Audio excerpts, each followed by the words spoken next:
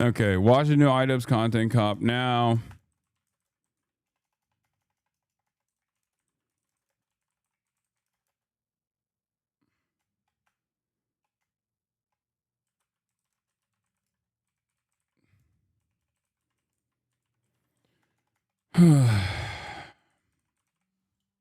No, I'm at work. We don't have to worry about Hasanabi Productions. Archive the sick bastard. Yeah. That's true. For those of you who don't know what Content Cop is, this is Idubbbz' old show that he did at a time when I think people cared about YouTubers doing evil shit, you know? I don't think people care as much anymore.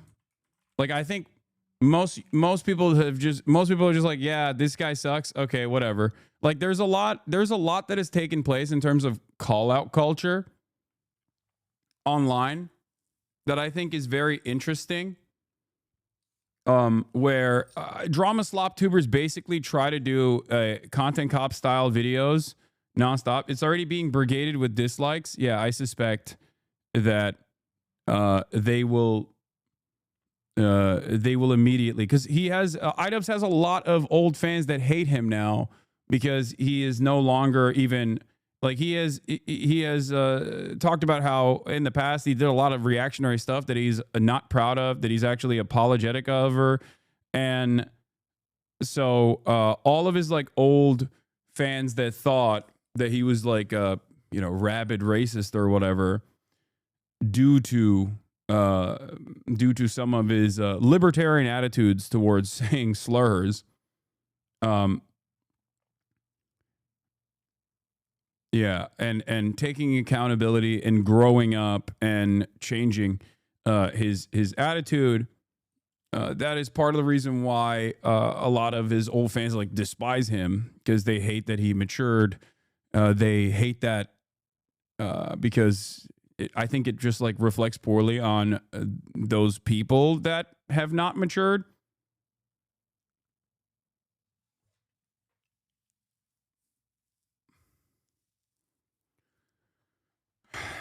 But having said that, is this video a recession indicator? Everything is a recession indicator. Calling things recession indicators are a recession indicator. Yeah, he matured, he grew from his old ways, and I think a lot of people were I think a lot of people got mad about that. And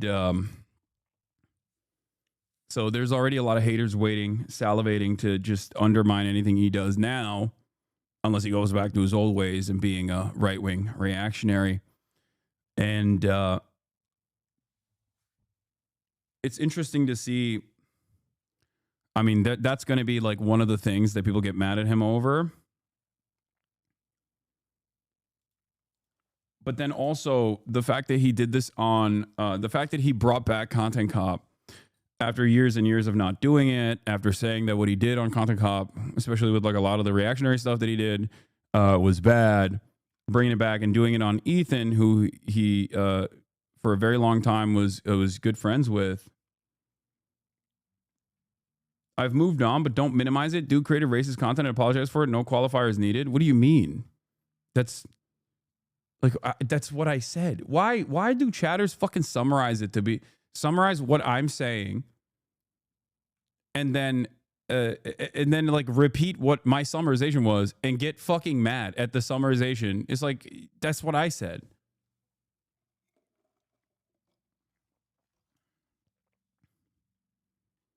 Anyway,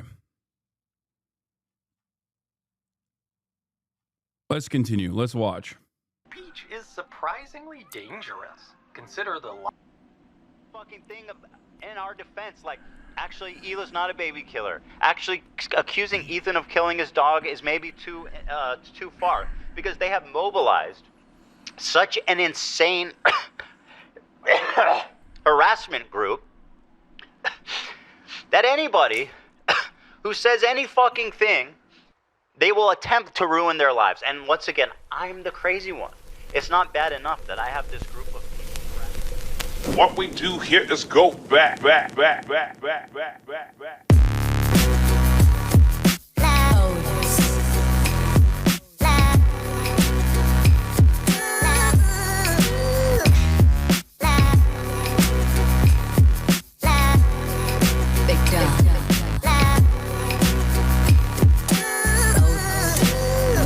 interesting that like this is probably nostalgic for so many people in this audience who probably were major Idubbbz fans and possibly even Ben Shapiro fans at that time, and now have become fans of mine.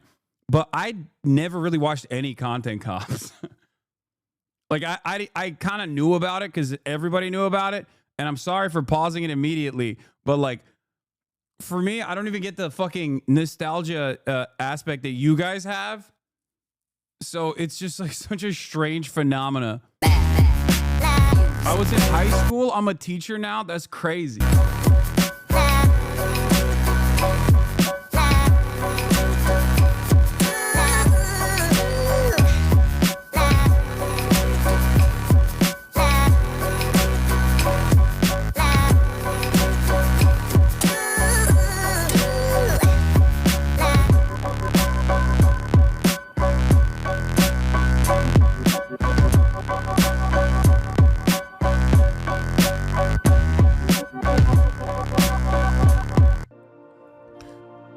What's up, everybody? I'm Hasan Piker, and this is the Hasanabi broadcast coming to you live from a cloudy day here in California, Los Angeles. We're live and alive, and I hope all the boys, girls, and MBs are having a fantastic one because today's a beautiful day. I have a very important announcement. I finally done it. I watched Ethan Klein's Content Nuke, and I'm not going to call it Context Puke as I normally do because the reality of the matter is it was brilliant. Nothing was out of context. Everything was correct. I am an Islamist, fundamentalist, radical terrorist. I am a vicious anti-Semite. It's true. Most importantly, Ethan is more attractive than me, both physically and also mentally. I've been lying about everything, including my glasses. They're fake. He was right about that. That's not even in the Content Nuke. And he was right about that too. How did he know everything? How? Wake up, Ethan. Wake up, Ethan. Ethan, wake up. Wakey, wakey, Ethan. Wake up, Ethan. Wake up. Time to be awake, Ethan. Wake up, Ethan. This is no longer a dream. This is a nightmare. Wake up. Ethan, the dumb bitch is telling you to wake up. Wake up. Ethan, wake up. Wake up, Ethan. Ethan, wake up. Wake up. Since anyone? Just wake up. Wake up. Wake up. Wake up. Wake up, Ethan. I'm not going to do a react content yet, chat. I'm the same. Nobody's told you to wake up, Ethan. Ooh, yummy. I love Sabra hummus. Wake up, Ethan. Wake up. Ethan. Wake up, Ethan. Wake up. Wake up, Ethan. Just wake up.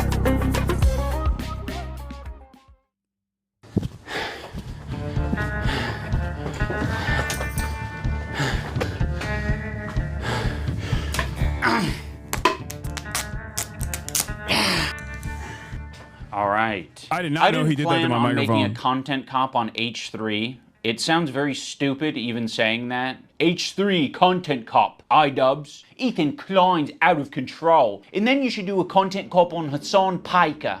Content cop on Sargon of Akkad. If I would imagine this in 2016, I would have been like, oh yeah, if I ever do that, it's gotta be because I lose the plot. Well, it turns out it's not me losing the plot, it's Ethan. He's the one who fucking attacked first. My good fucking friends who I stood by after all these fucking years can't find a spine to speak up. So go fuck yourself. I agree.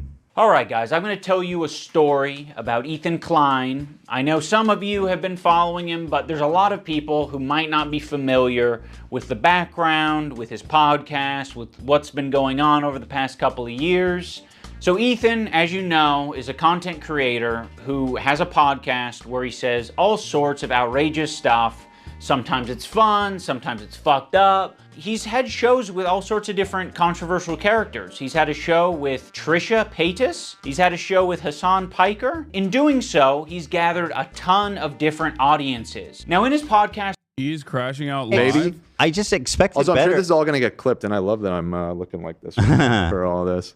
At least I don't have black hair. I'm not going to watch this. All right, we're with watching the Hasan, content leftovers. They would mostly talk Well, about surface level, whatever, progressive shit and make fun of right-wingers. And you're telling me he didn't flick their dick once at least? Oh, that's 100 shavers. You trans women. I say, oh no!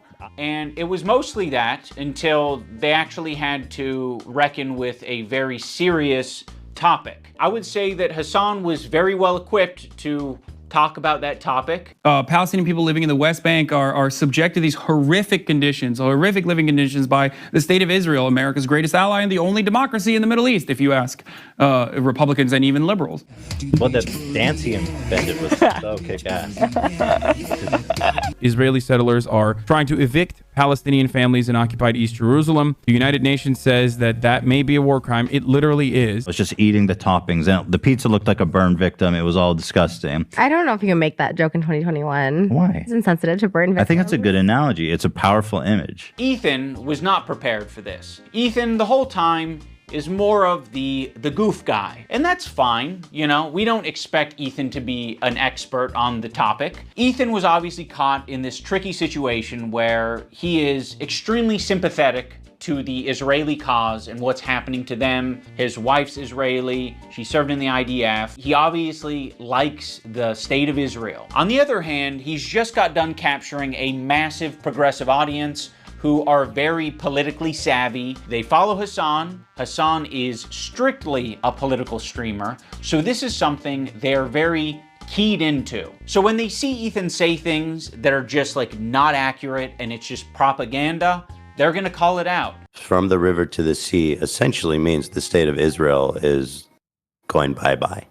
So this massive progressive audience that Ethan has, adopted over the years, they're becoming increasingly critical of his position because now he's talking about it not on Leftovers, he's now talking about it on his podcast. What I want to do is show you guys how I see Israel, because you don't see that. When you listen to Hasan and you hear all these fucking mega lefties talking about it like it's some super racist, crazy, like Jim Crow style of society. Like, I can't wait to show you guys. The other day, BB fired a really good guy that a lot of people are pissed about. So Ethan is having this back and forth with his liberal audience, leftist people online, progressive content creators, Hasan, all of these different people. He's finding new people every day, basically, to get in fights with. Of all people, this guy, Matt Lieb, Frogan and Denims and all these dipshits, and everybody thinks this guy's awesome, apparently.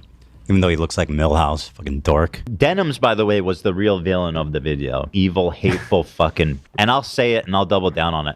And people... Oh, no? Not go there? And it's all culminated, at least for my story, in Ethan burning bridges with people until he burned the bridge with me. Since Ethan and Hasan's falling out, I've been keeping to myself mostly. I don't have many nice things to say. Maybe if Ethan's able to get some help, maybe if he stops harassing other creators, maybe if he does these things, eventually he'll find peace and we can rekindle our friendship. So that's been my approach. I've occasionally thrown a joke Ethan's way in the form of Hasan Piker versus Ethan Klein for boxing. I like Idubbbz. He's a good guy, but I don't like this stupid. It's not a fucking petty beef. It's like, this guy is evil and he's doing anti-Semitism. And also he's way out of my weight class. He didn't like that, but fucking sometimes you gotta just throw something out there. That's crazy that he just drops that I'm evil and I'm doing anti-Semitism, that it's not a petty beef. Crazy. What a crazy statement, dude. I used to work with this video editor named Froggy Tonic. I discovered him because he was in the circles online that I was in. And one of those circles is an H3 fan. He watched Ethan's content, he liked Ethan's content, until he didn't like Ethan's content. There would be an occasional Froggy tweet where I'd be like, I agree with that, I'm not gonna endorse it, I'm not gonna retweet it or like it, but fair enough. I guess I just missed, my old friend. Some wings are too bird feathered colored. Now that brings us to February 28th of this year. Now, my former editor of a year and a half ago did say some truly mean shit. He called Hila the C word. He said they're trying to kill their dog with cheddar cheese and a bunch of other shit, I'm sure. Ethan, at some point, discovers that Idubbbz' former editor says this horrendous shit about him and Hila. But no one's asking the question, where does Ethan get this information from? You see, it would be very obviously a problem if Ethan was discovering this content by scrolling through Twitter looking for something to upset himself with. He has maybe set it up in such a way where his employees feel the need to send him this information. And that would be horrible. They shouldn't be doing that. They should be sending you things that are entertaining for your show that don't fucking trigger the hell out of you. Why is there so much work being put into discovering this guy on Twitter who's barely getting any interactions,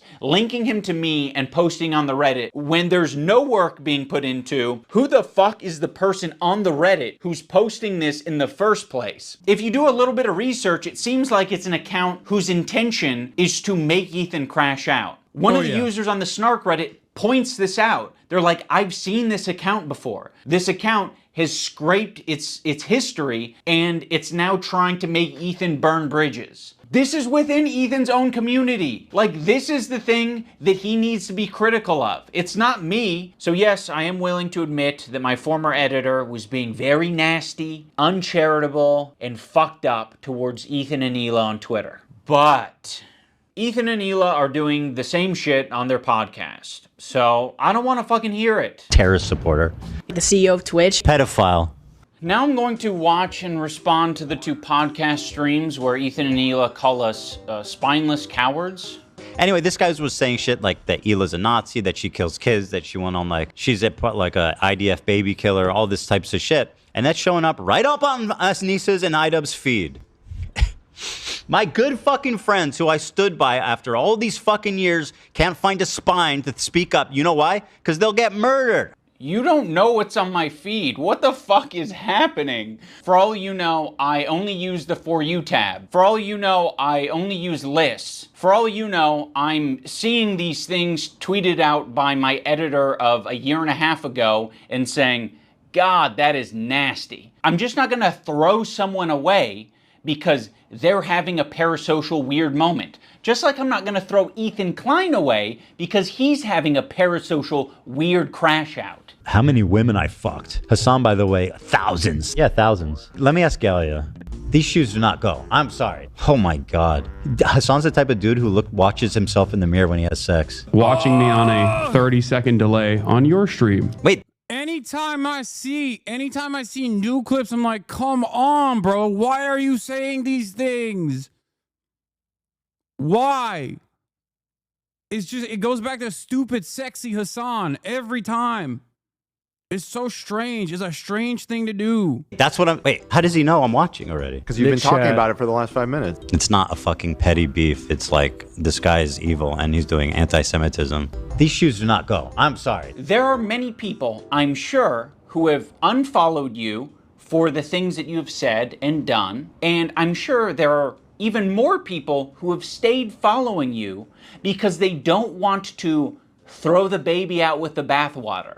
They don't want to throw someone away because they've had some hard moments. We're all fucking human. My good fucking friends who I stood by after all these fucking years can't find a spine to speak up. You know why? Because they'll get murdered. And what you're saying to me is that I'm a bad friend and I'm a piece of shit. I'm spineless. I'm cowardly because I am following someone on Twitter.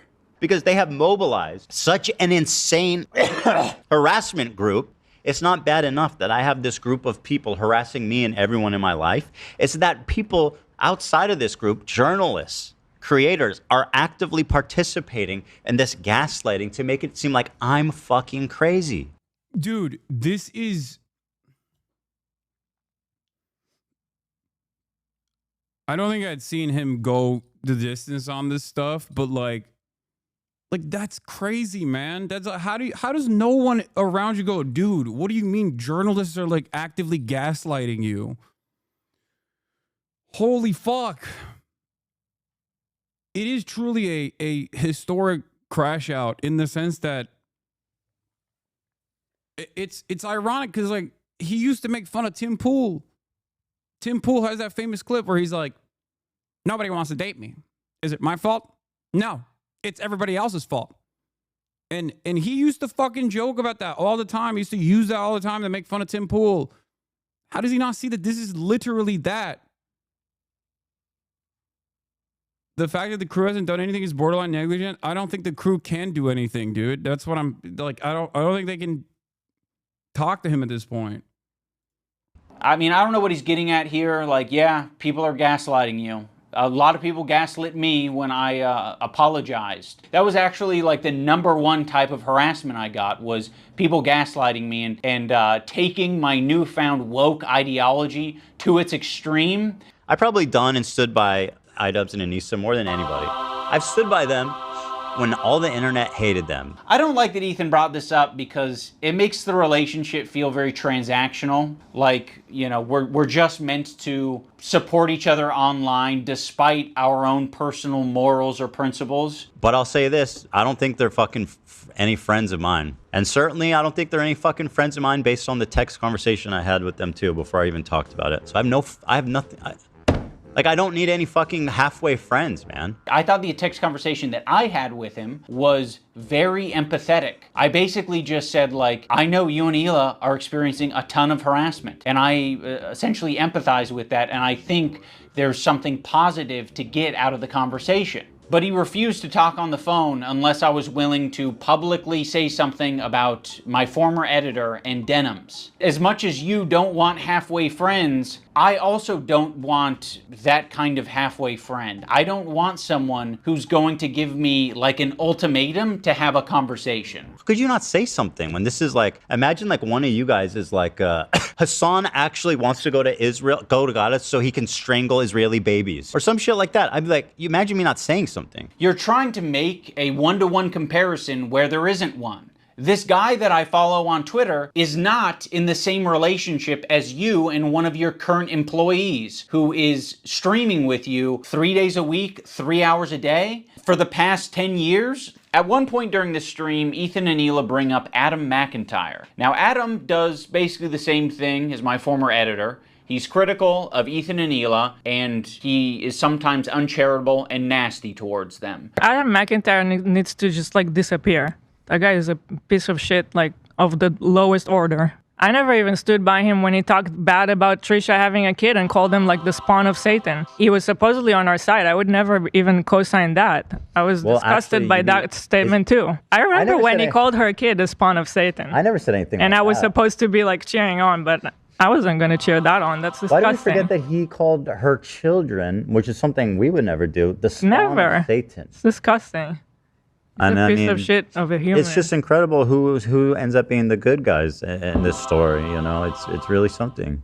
Unfortunately, they never made a statement. They never said that they disagree with his statements about Trisha's baby until it's useful. Like, what is it, 3 years later? Like, I mean, you're talking about it like you were aware of it at the time and that there was some amount of pressure or enthusiasm for you to get down with that. And what it sounds like to me is that you did see it at the time and you were like, ooh, I don't like that. And you didn't endorse it and you didn't fuck with it. Huh. It's almost like that is a fucking identical situation to me. It's just incredible who ends up being the good guys in this story. You know, it's really something. So yeah, the reason I'm bringing this up is because they're trying to like paint themselves as the good guys. And they're saying like, yeah, we strongly disavow things that are said, even about our enemies. We are the most immoral people on the internet. Unlike Ian and Anissa, who are fucking keeping to themselves. Also, why the fuck does Olivia get the pass? What a fucking asshole for putting you in that position, Olivia. You're friends with him. And you don't have to say anything, but like, what a fucking piece of shit. What a bad friend to put you in that position just for some fucking clout. It gets people angry at you, like, oh, how can she be friends with him? Which is total bullshit, okay? Olivia did not do anything. And I want the pass. Do I have to be an employee to get that treatment? Because then you'll just see me as an ally? Or is it because Ethan is afraid of wrongful termination accusations and lawsuits? And also, I don't mind putting my friend Olivia, who's apparently my real friend, in a terribly weird, fucking uncomfortable situation where you end up getting hate for no reason. Also, don't frame it as like other people making it hard on Olivia.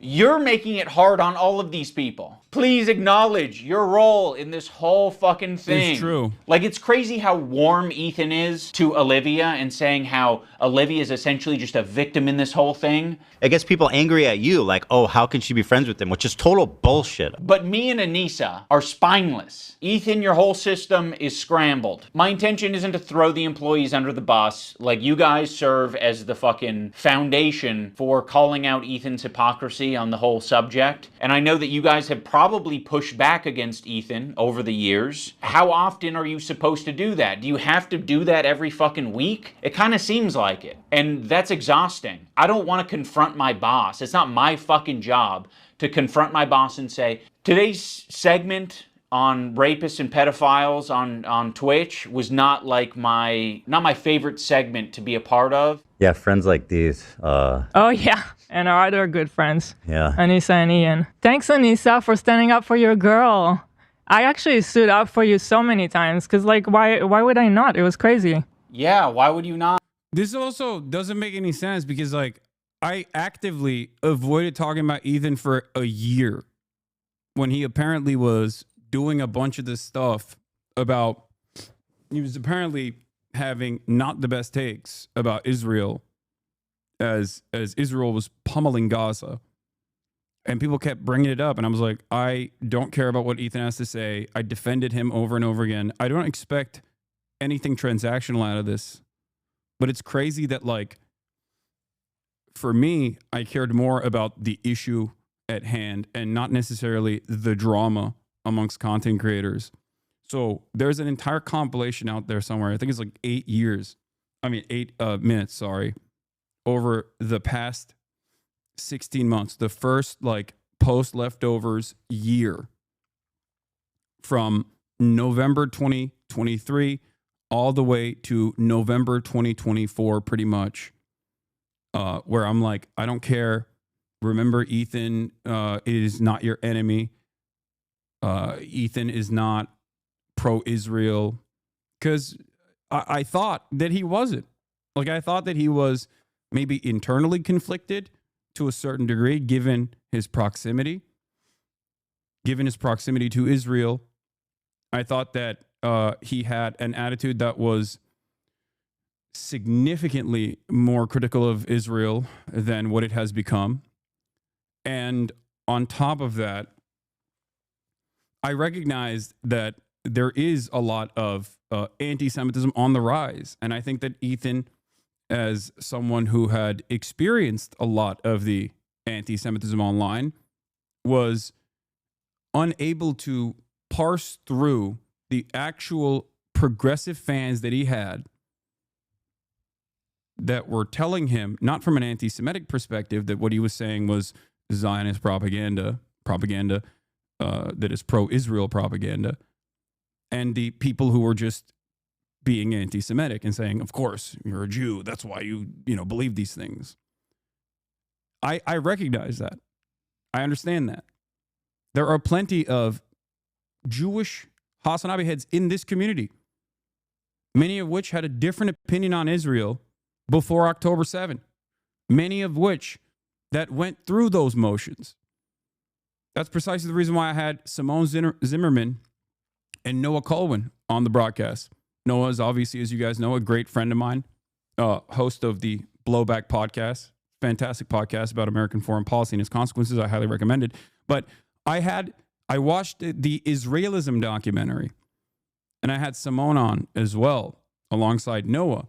And the reason why I did that was because I wanted to help other people that had been trapped in this internal conflict to see a way out of it, to be able to recognize the social conditioning that led them astray. And I think it's been relatively successful as well.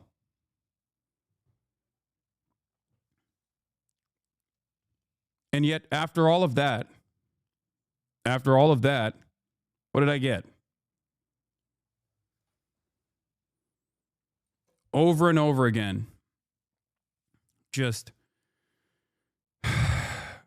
smears, collaborating as Ian showed here, collaborating with a community that has fucking haunted my ass and has tried to turn me into a lolcow, knowing full well what kind of harassment I withstood from the sex pestiny community.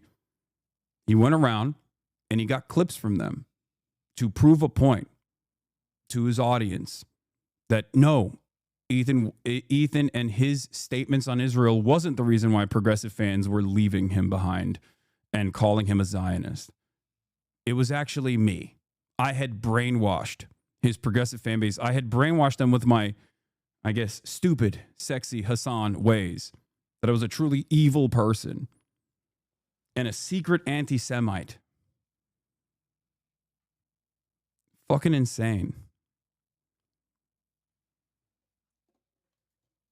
I mean, if that's truly what you believed and you weren't just going to use it later. Of course I was going to stand by you. That's insane. It's absolutely insane and disgusting. But now you choose to hang out with people that would have a problem with you if you defended me. I'm not going to assume that Hila knows, but I'll say it for anyone who doesn't know. Anissa is half Lebanese and half Irish. For anyone unfamiliar, the Irish have been on the receiving end of a lot of oppression and genocide. On the part of the Lebanese, they've received a lot of oppression and attacks from the IDF. So Anissa is very well familiar with the propaganda and the shit coming out of Israel. Choosing now, out of all the times, to be like, please defend me. No, we're not gonna fucking defend you. Rudy was saying that Palestinians are taught at 2 years old to kill Americans. Do we have that I one? mean, Like just the other day, Bibi fired a really good guy that a lot of people are pissed about. He looked mean. I thought he was mean just because he looked mean. No, it's not. So yes, you caught us. We're not gonna run to your defense when, I don't know, we follow people. We be following. That's one fucked up thing that you can say about Anissa and I is when we're on Twitter, we do be following. So, the problem. Okay, if you want to hang out with those people and have no spine and not stand up for another girl that stood up for you, enjoy your new. Like, is there no concept here of like the output? Is that not even remotely important or interesting to the subject matter? It's just something that I don't understand at all, where they're like, oh, everything that we say about Israel is just, you can't have any difference in opinion on it, because if you do, then you're anti-Semitic, most likely. You're doing it in an anti-Semitic fashion. Like, this is the major point of contention. Content creators have a finite amount of time online, okay? What you do with that time and what you do with that platform and what you do with that influence matters. And if all you do in the limited time that you have online is to constantly attack pro-Palestinian content creators, undermine them, demand that they get deplatformed, okay, call them fucking anti-Semitic terrorists over and over again, yeah, of course people are going to be like, yeah, I disagree with that. I totally disagree with that, especially when the backdrop of this conversation, when we are all living in profoundly privileged conditions here in the fucking Western world, in the United States of America, in West Hollywood or Bel Air, right? Like, we are incredibly privileged. And this entire conversation revolves around like your own personal feelings about how people don't agree with you. Like, it's just unimaginably selfish. It's so goddamn self-centered. It does not make any sense, especially when the backdrop of this is a live streamed endless sequence of child murder. So much so that Ethan made it such a joke that he would just be like, oh, there's a genocide happening. How can you do this? There's a genocide happening. Like that, it became a punchline for him. He started referring to Israel's genocide as nothing but a punchline. The genocide card, he said.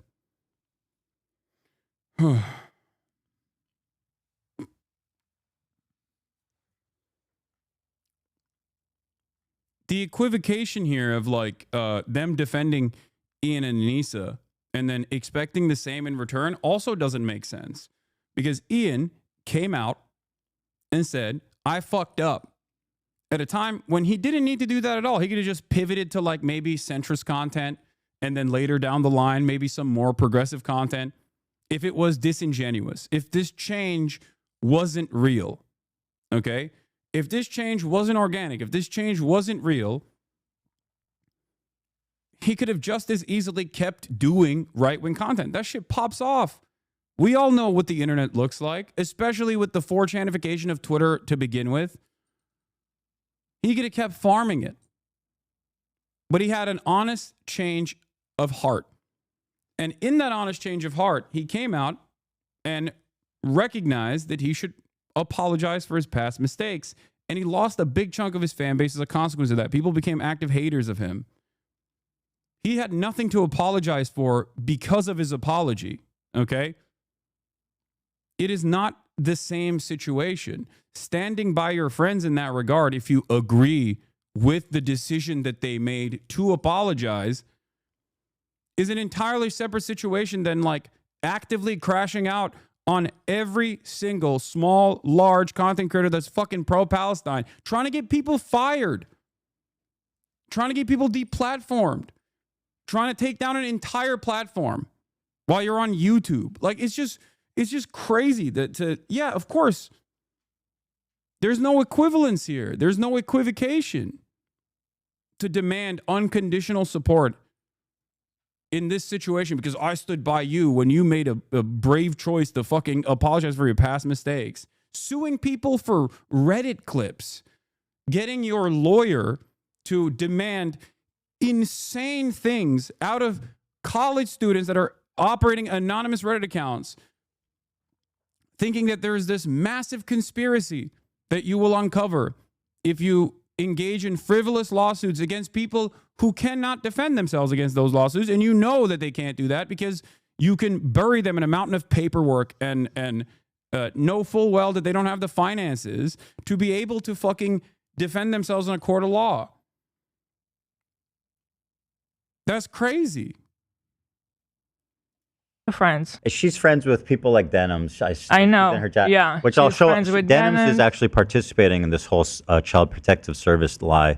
Yeah. Which I'll and if show you're you guys friends with them, then you're saying what they're saying. You'll notice that Ethan and Hila start talking about this Denims character. Originally, the complaint was about my former editor. He's been chatting shit about Ethan and Hila for the past year at least. They only care about it now because I guess it was spoon-fed to them via their Reddit that's clearly looking out for them. Now, I'm not going to sugarcoat it, we are friends with Denims, but I would say it's the same level of friendship that we had with Ethan and Hila. It's like kind of an internet friendship. We think that she's a good person like we think Ethan and Hila are good people. Kind of a tricky situation. How can you possibly think that they're both good people at their core? People can have crash out moments. People can say things that they don't mean. People can say things because they want internet clout and attention. I don't know, I think they're both probably guilty of saying things that they don't mean for internet clout and attention. Right now, one's a little bit more fucking nasty to me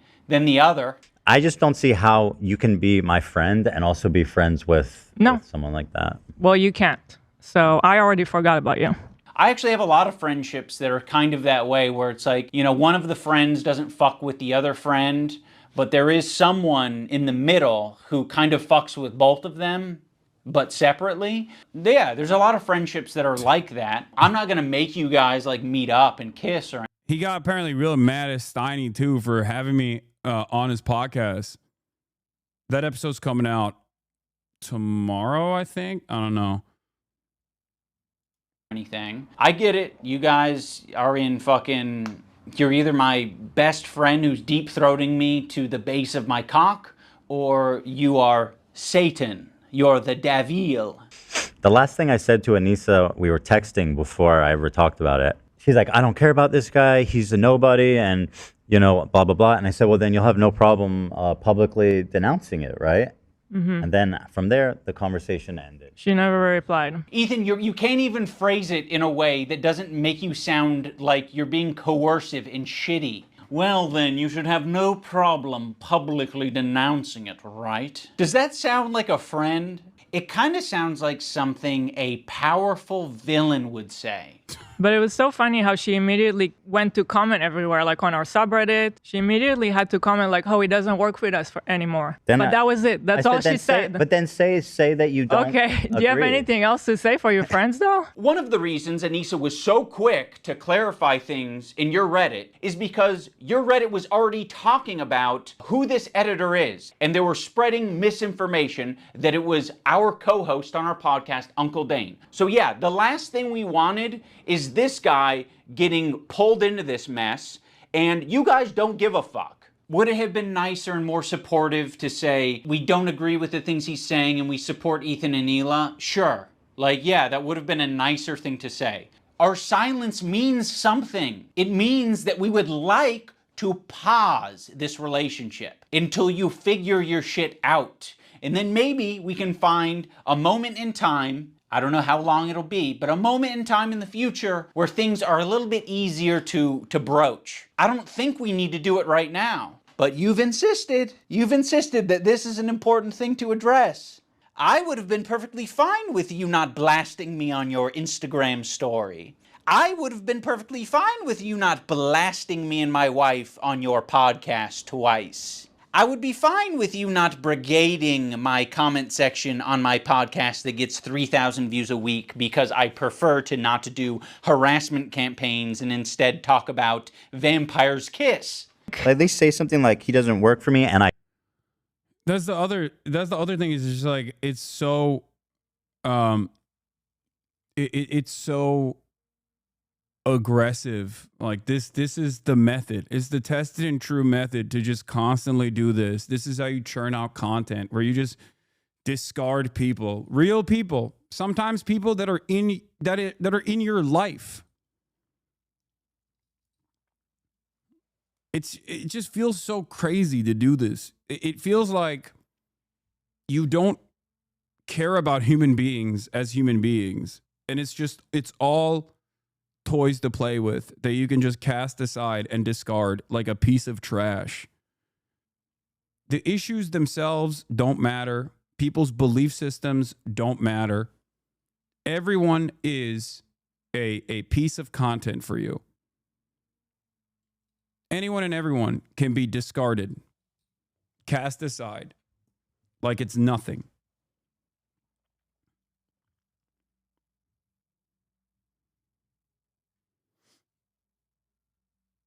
I strongly disagree, and I support Ethan and Hila. The problem is that makes me think of your behavior since you started being a Twitch streamer. Yeah, I famously did this all the time, over and over again.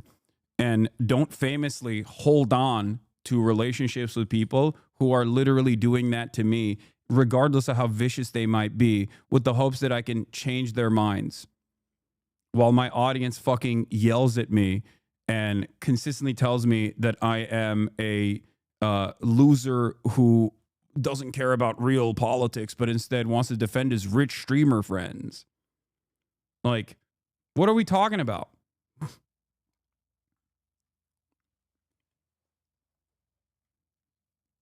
People unironically in my community yell at me all the goddamn time.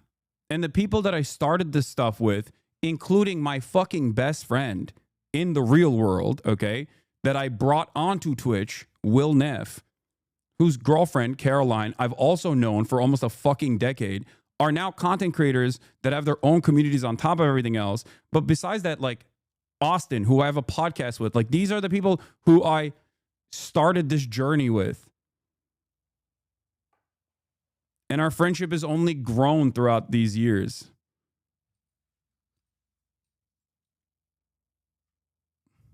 I don't want to have conflict. I don't want to have drama. Drama, while it's great for clicks, right? It's fucking awesome for clicks. It's awesome for the algorithm. Takes away from the actual goals that I have here. Cutie being left out here, that's true. I got smoke for Cutie right now. That's why. Who's Cutie? I don't even know her. I know I can't even joke about stuff like this because people will like clip this out of context and just like post it and blast it and brigade everything and anything.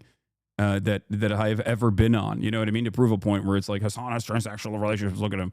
You know what I mean? It's like, no, of course I love cutie. Like, for the record.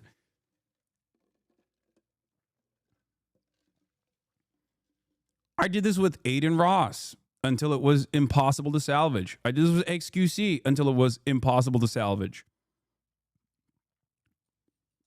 There's a reason why, outside of like classic quote unquote villains, okay, online,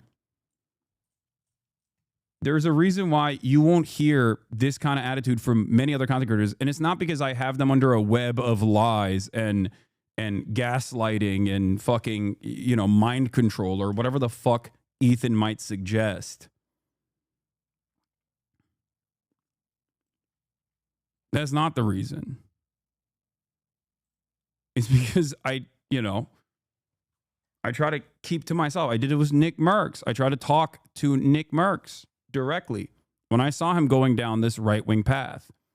Notice how there's one thing that is the most consequential aspect to all these stories is their politics. Okay? It's their politics, first and foremost. That's the most consequential aspect, because at the end of the day, as I've said this, and I did this with Asmongold too, at the end of the day, what I care about for content creators in particular that have massive communities is their output, what they're putting out there and what they're influencing, what they are normalizing. And even with Ethan, I didn't care about any of the shit that he was saying. But the reason why I obviously started talking about it was because after a year of sneak disses and smears and whatnot,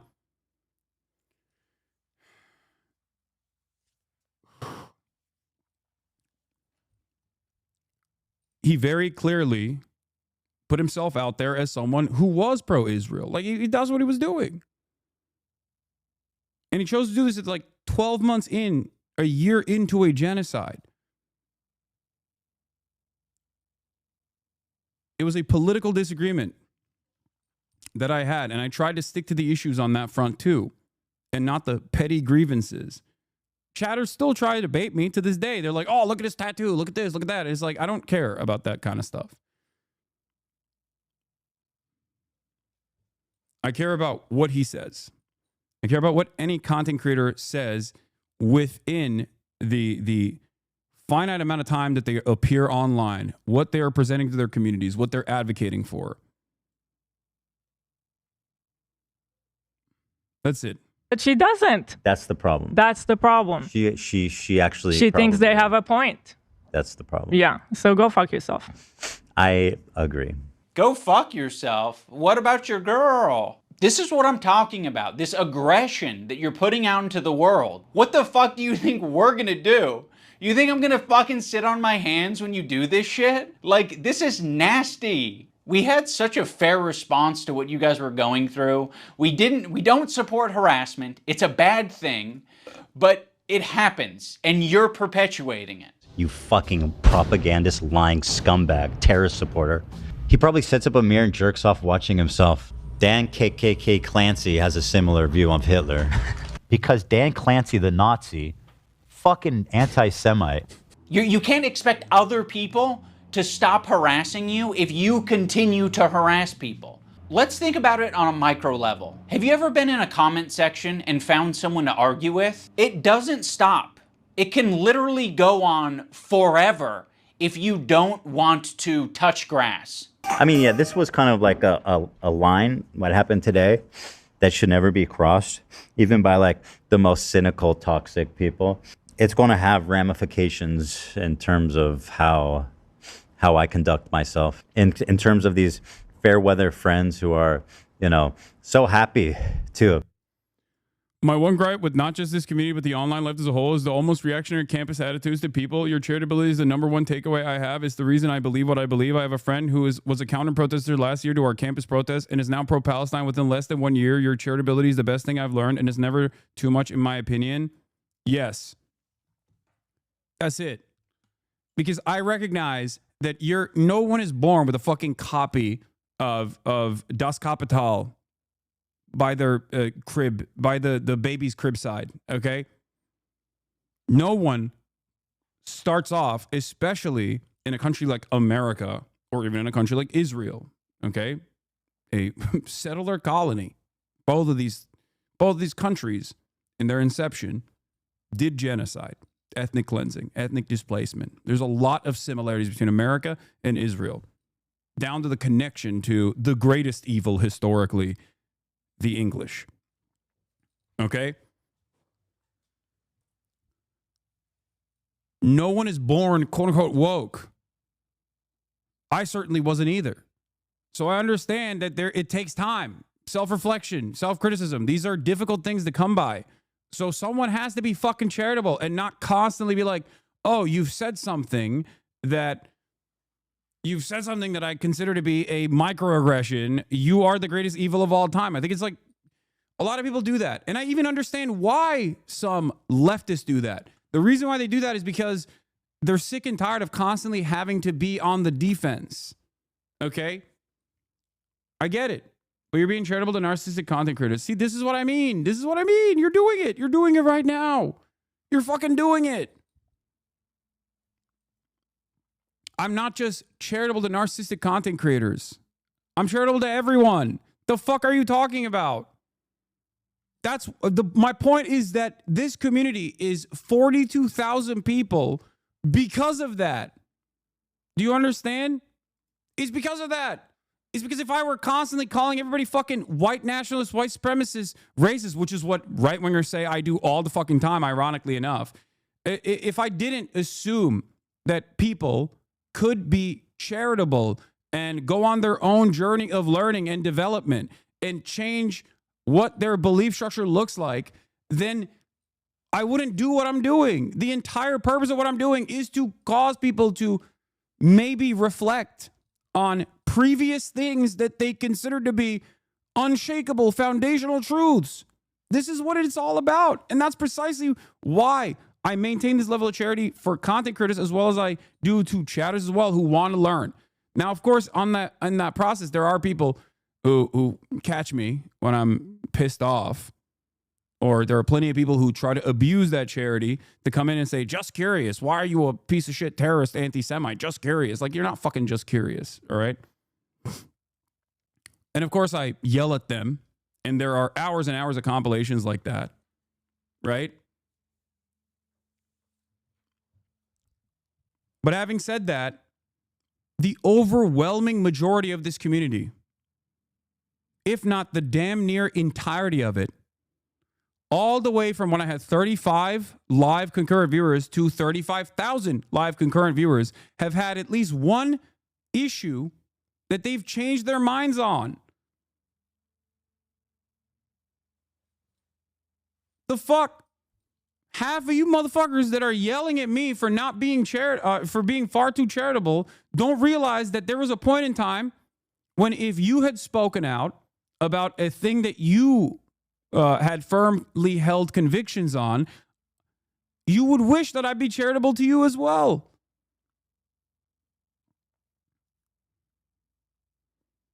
That's it.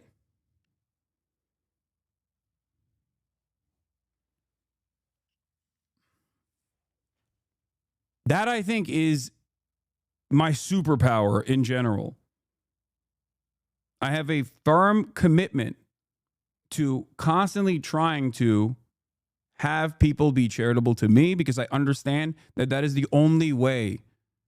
That is the only way I can get people to second guess what they believe is the truth, what they've been socially conditioned into believing. And many of you who have taken advantage of that and have grown because of that, because this was a welcoming community to people who truly want to learn, to truly see a different perspective, you then turn around and don't fucking repeat that kindness to others. It's ridiculous.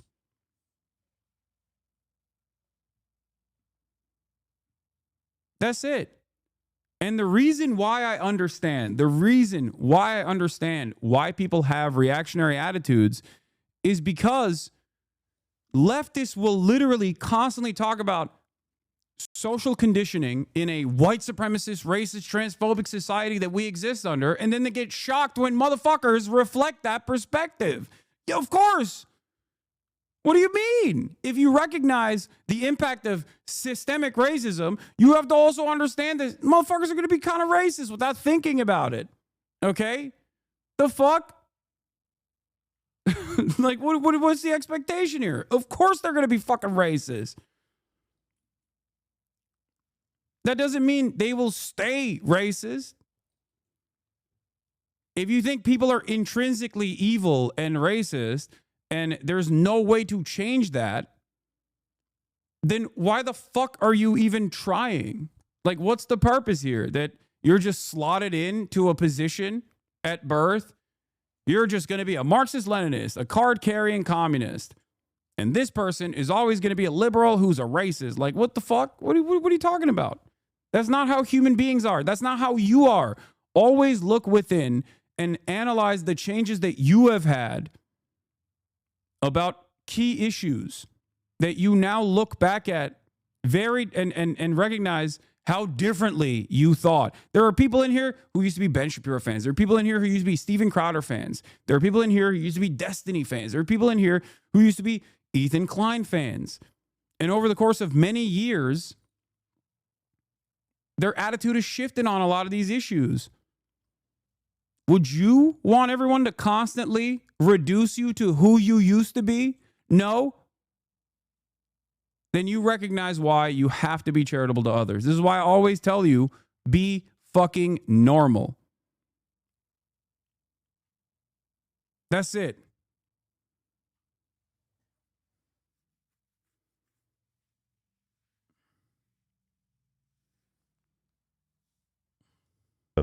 Be friends as long as they're getting something out of it.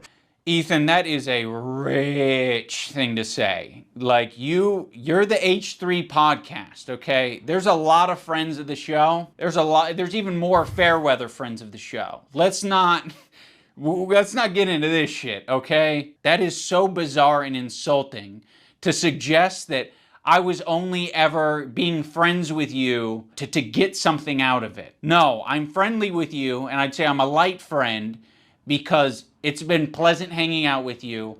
I've enjoyed your content over the years, and as of late, it's gotten really fucking shitty. Yeah, so go fuck yourself. I agree. Who else? Who else do we want to burn today? Who else do we want to burn today? You're making it so fucking obvious that this is your emotional dumping ground. It's horrible. This is not what podcasts are. There was a way to approach this to say like, yeah, we feel hurt by you guys not saying something. You've decided to do the extra thing and attack. Now, in fairness, I am attacking back, but I feel very insulted and I feel defensive and I feel like I am speaking up for a lot of people who have problems with you and a lot of people who have been on the receiving end of your harassment. It's so easy to be anti-racist. Everybody's anti-racist. Racism is the worst thing in the world, right? We fucking hate racists. Fuck racists. Microaggressions. The minute that they actually have to stick their neck out for somebody, the minute they have to actually risk. This is also the other problem. Is like, although I dislike you, Hasan, I absolutely do agree on your point that Ethan Klein is an absolute muppet. What the fuck? Listen to me. Okay, listen to me. Saying that you are defending Israel after 16 months of genocide, and that is a byproduct of Zionist ideology, which is a fascist ideology, is not anti-Semitic. You cannot, there's a difference between people that fucking yell about me all the goddamn time and people who compare me to Osama bin Laden. One is Islamophobic, and there's not really much I could do about it. Who gives a fuck, right? I mean, we live in the post 9/11 universe. It is what it is, right? The other is people hating me for a multitude of different reasons. If I were to constantly fucking run around and be like, oh, you guys are being Islamophobic, you guys are being Islamophobic. When people go, Hasan, you have a Porsche. You've leased a Porsche while you're a socialist. What the fuck is wrong with you? And I was like, that's Islamophobic. People would laugh at me. At least categorize why people have their disagreements with you. You know what I mean? Try to figure out exactly what this is. It's not always about anti-Semitism. You know what I mean? Yes, I fucking leased a Porsche, goddammit. Ironically enough, he went and bought the same Porsche after, and now he fucking runs around talking about Hasan as a wealthy hypocrite socialist. Something to put themselves in under scrutiny, to sacrifice something personally to stand up for racism, then all of a sudden it's like, hey, I don't want to get involved. And that's drama. How much do you care? I don't do drama. How much Sorry. do you actually care? Isn't that the whole point? Like, I realize that Ethan and Hila are more scared now than they've probably ever been. I feel like anti-Semitism is a thought in their heads now more than ever. And it's not completely unjustified to be thinking about that sometimes. You guys are just hurt and you're kind of like dancing around and making very like loose, poorly thought out analogies for something that doesn't even apply to us. It's like me making this video is the standing up for something, and it's saying, fuck you, you guys are being bad. You know, I don't think you're bad people, but you're being bad. You're behaving poorly. You're hurting people. I mean, go back to the civil rights. You think that the people who are like the white kids who are protesting with the black students, you think that they were just like... Yeah, this is a civil rights violation. If you don't defend me, a podcaster who fucking constantly chirps about Israel, if you don't defend me, this is a civil rights violation. Not risking anything? Those kids who are marching with the black students and... So in Ethan's analogy, he's the black student and I'm the white student, but I'm the white student that's not, you know, marching by his side. I'm not doing the difficult thing. You're gonna have to march on your own, black student. Marching with the black students and... I mean, why is it inspiring? Why is it inspiring? Well, and it's the same What a fucking laughable thing to compare yourself to. Jesus Christ. thing. To bring it back to Hasan, just because, but it kind of is the same thing. Like, I was thinking about going to Gaza until I found out it's dangerous. He's a total performative activist that doesn't give a single fuck about the cause. It's been performed exquisitely. Harassing one person and seamlessly transitioning into harassing another one. If anyone's been watching for the past fucking year, I'm pretty sure they have a good idea of your feelings about Hasan. Like, people like Anissa are the perfect example because she's friends with these people. She's friends with Denims. Denims is streaming this story about our kid I'll show that, yeah. getting Giarda from the dog, whatever.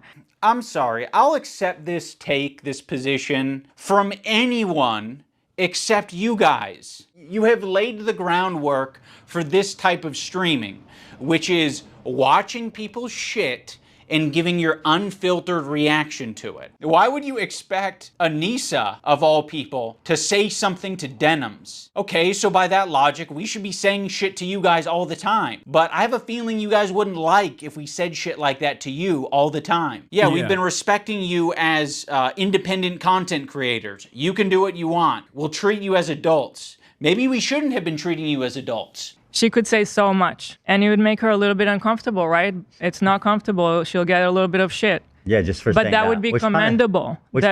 And by the way, it kind of speaks for itself that saying, hey, their house is clean, they're, they're actually good people, like that's going to get you shit. That kind of says it all, doesn't it? There isn't a single person that I respect who would give a fuck if I publicly said that Ethan and Hila are great with their kids, Ethan and Hila didn't kill their dog, and Ethan and Hila wipe their asses or don't have giardia or whatever the prompt is. No one would care. The only person who would care is me, because I'm like, why did I tweet this out? I'm not tweeting out because I'm not your fucking lapdog. That's why I'm not tweeting it out. I'm not saying it to my audience because I don't give a fuck. It's not my business. Also, like, people disagree with you, Ethan.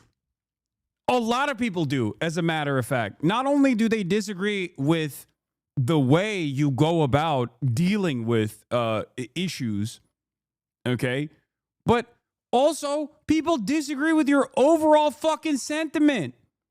They disagree with your opinion. And it's not in an anti-Semitic capacity either. Some of the people that Ethan has deplatformed are Jewish, okay? Like the Arabs podcast. He called him a token. A person that he tried to get fired from their Good Mythical Morning production job. Matt Leap, also Jewish. Like, what do you mean? It's not you don't care. It's not anti-Semitism at all. It's just me. People don't like what I have to say. They must be anti-Semitic. Like, what a fucking silly way to approach reality. Yeah, well, I'm not saying Noah Cohen, Felix Biederman, or Lowell overruled because he hasn't tried to get them fired.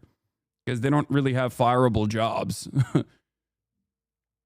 That's, in my opinion, doing something that's Yes, it difficult does. and standing by your principles. Ethan That's brought the whole up how point. That's Sam what makes Hyde- standing by your principles. Ethan brought up how Sam Hyde broke Idubbbz. Some of his chat likes Sam Hyde now. Dude, that is crazy. He made Sam Hyde look good. LMFAO. We love Sam. Just because we hate Hasan and Idubbbz doesn't mean we like Destiny and Sam Hyde. Who's Sam Hyde? Sam got him, Lamau. Sam's going to eat this up, lol. Sam is too smart. Lol, Sam Hyde W.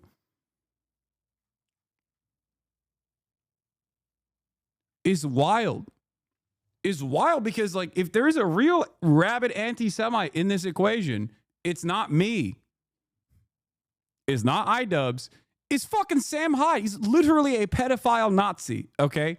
Not only is he a straightforward Nazi, he's also a fucking abusive pedophile. And this motherfucker is like, he doesn't have issues with that because, like, Sam Hyde hasn't said anything about him personally. It's just so simple. It's what you see is what you get. If you criticize Ethan, okay, recently, if you have something to say about Ethan recently, no matter how gentle you might be initially, you're the fucking worst guy, all right? You're the worst guy on the planet. You're the biggest anti-Semite on the planet.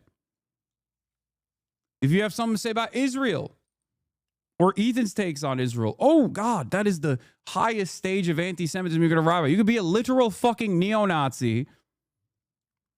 He also said Sam is an extraordinarily funny guy that inspired me when I was coming up. He's just a little crazy and potentially a Nazi. Yeah, I'm a rabid anti-Semite terrorist. Sam Hyde, who fucking is an out and about Nazi, is potentially a Nazi.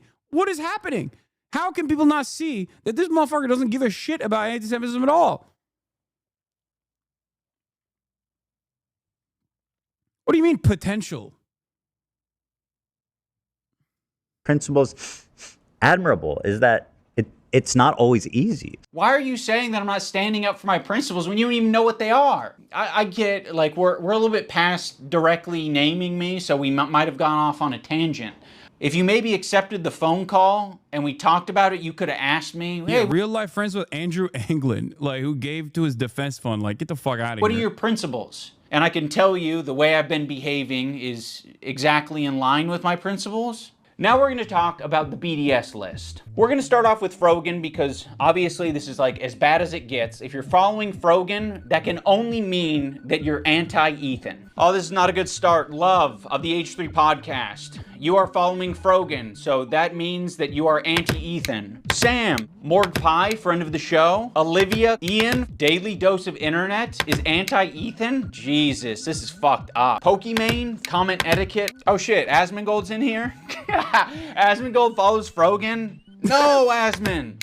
That means you're anti-Ethan. That's fucked up. We're gonna wanna avoid these creators at the top of the list, but one tier below them are the creators who associate with them. They're essentially endorsing all of their statements. You got me, you got Anissa, I think Hasan's in there. You'd think that Hasan would be on the top of the BDS list, but that's not the case. Hasan provides additional value for people. Ethan can turn a blind eye to people collaborating with Hasan because that's what he did. You gotta be the lowest of the low to be associating with the Frogans and the Denims of the... No. He's mad about that too. He literally, ironically enough, maybe Idubbbz is not aware of this. I remember this. Ironically enough, after brigading the Trash Taste, the Brigading the Trash Taste podcast, so did fucking Asmongold. Asmongold did that as well. He turned his crosshairs on Theo Von. The irony, of course, was that Theo Von had literally one day before me, and I did not know this at the time, had Candace Owens on. And he thought that he could get Theo Von to look at me as an anti-Semite dangerous terrorist when he had Candace Owens on. And Ethan didn't give a fuck about Candace Owens being platformed by Theo Von. He was like, Hasan is being platformed by Theo Von. Does Theo Von know how much of a dangerous anti-Semite he is? Yeah, make sure Theo knows how you feel about hosting terrorist-adjacent creator. Do you not care at all about how you look, man? Like, think about that. Think about that, bro. Like, this right here is... There are a million examples of Ethan demonstrating that he doesn't give a fuck about anti-Semitism at all and only has this, like, personal agenda towards people that have said, I don't like what he has to say about Israel. He's just lost in the sauce. He's defending Israel, right? He can't stand that shit significantly more than he actually cares about real fucking anti-Semitism. That he turned around and got mad about this and not about fucking Clandis Owens being on the Theo Von broadcast. Like,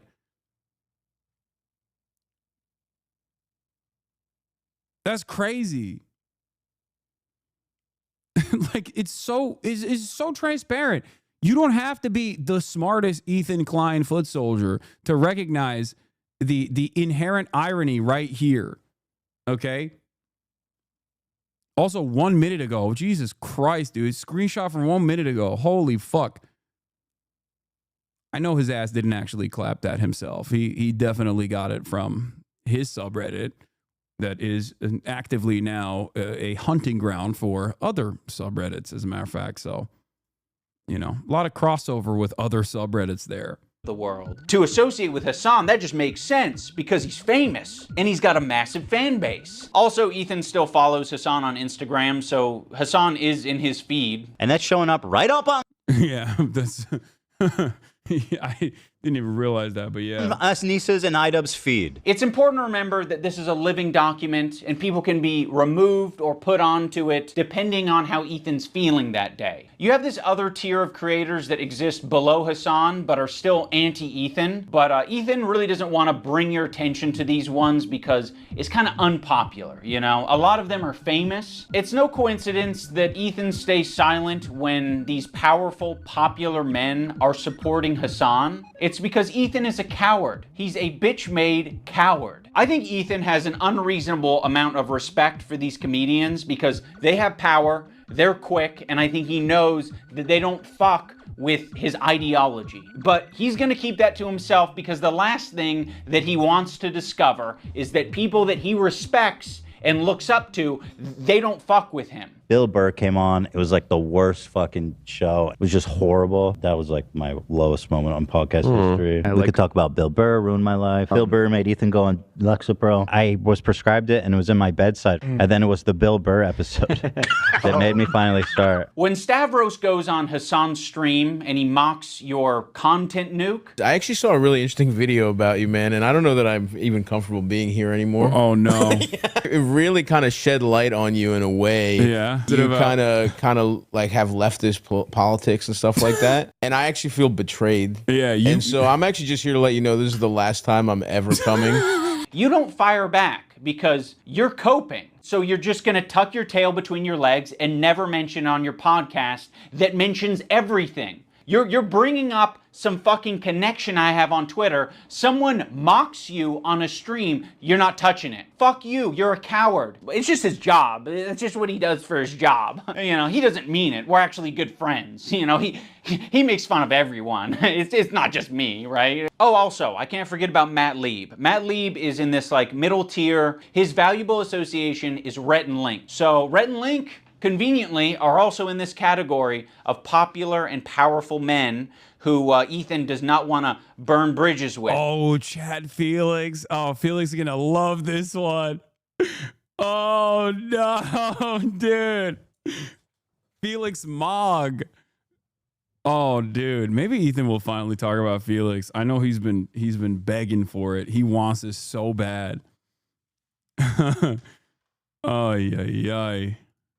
Although he's sniffing around. This guy, Matt Lieb, he works for Good Mythical Morning. Of all people, this guy, Matt Lieb, who apparently is a producer for Good Mythical Morning. Well, this guy works for Good Mythical Morning, acting like he's wholesome, and he's bringing on somebody. Yeah, dude, classic canary mission ass behavior. Okay.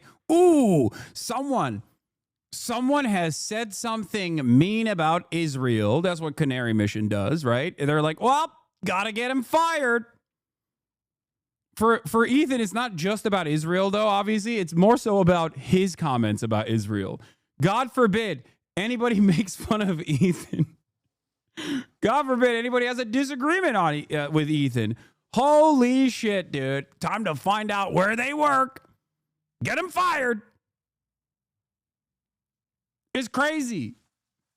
Yeah, he brought on Boner Box because people were like, hey, Ethan, we're in your fan base. We are pro-Palestine. Who can we watch? Like, this was a demand. People were like, who can we watch that's like a pro-Palestine content creator? And he was like, here, this guy, Mr.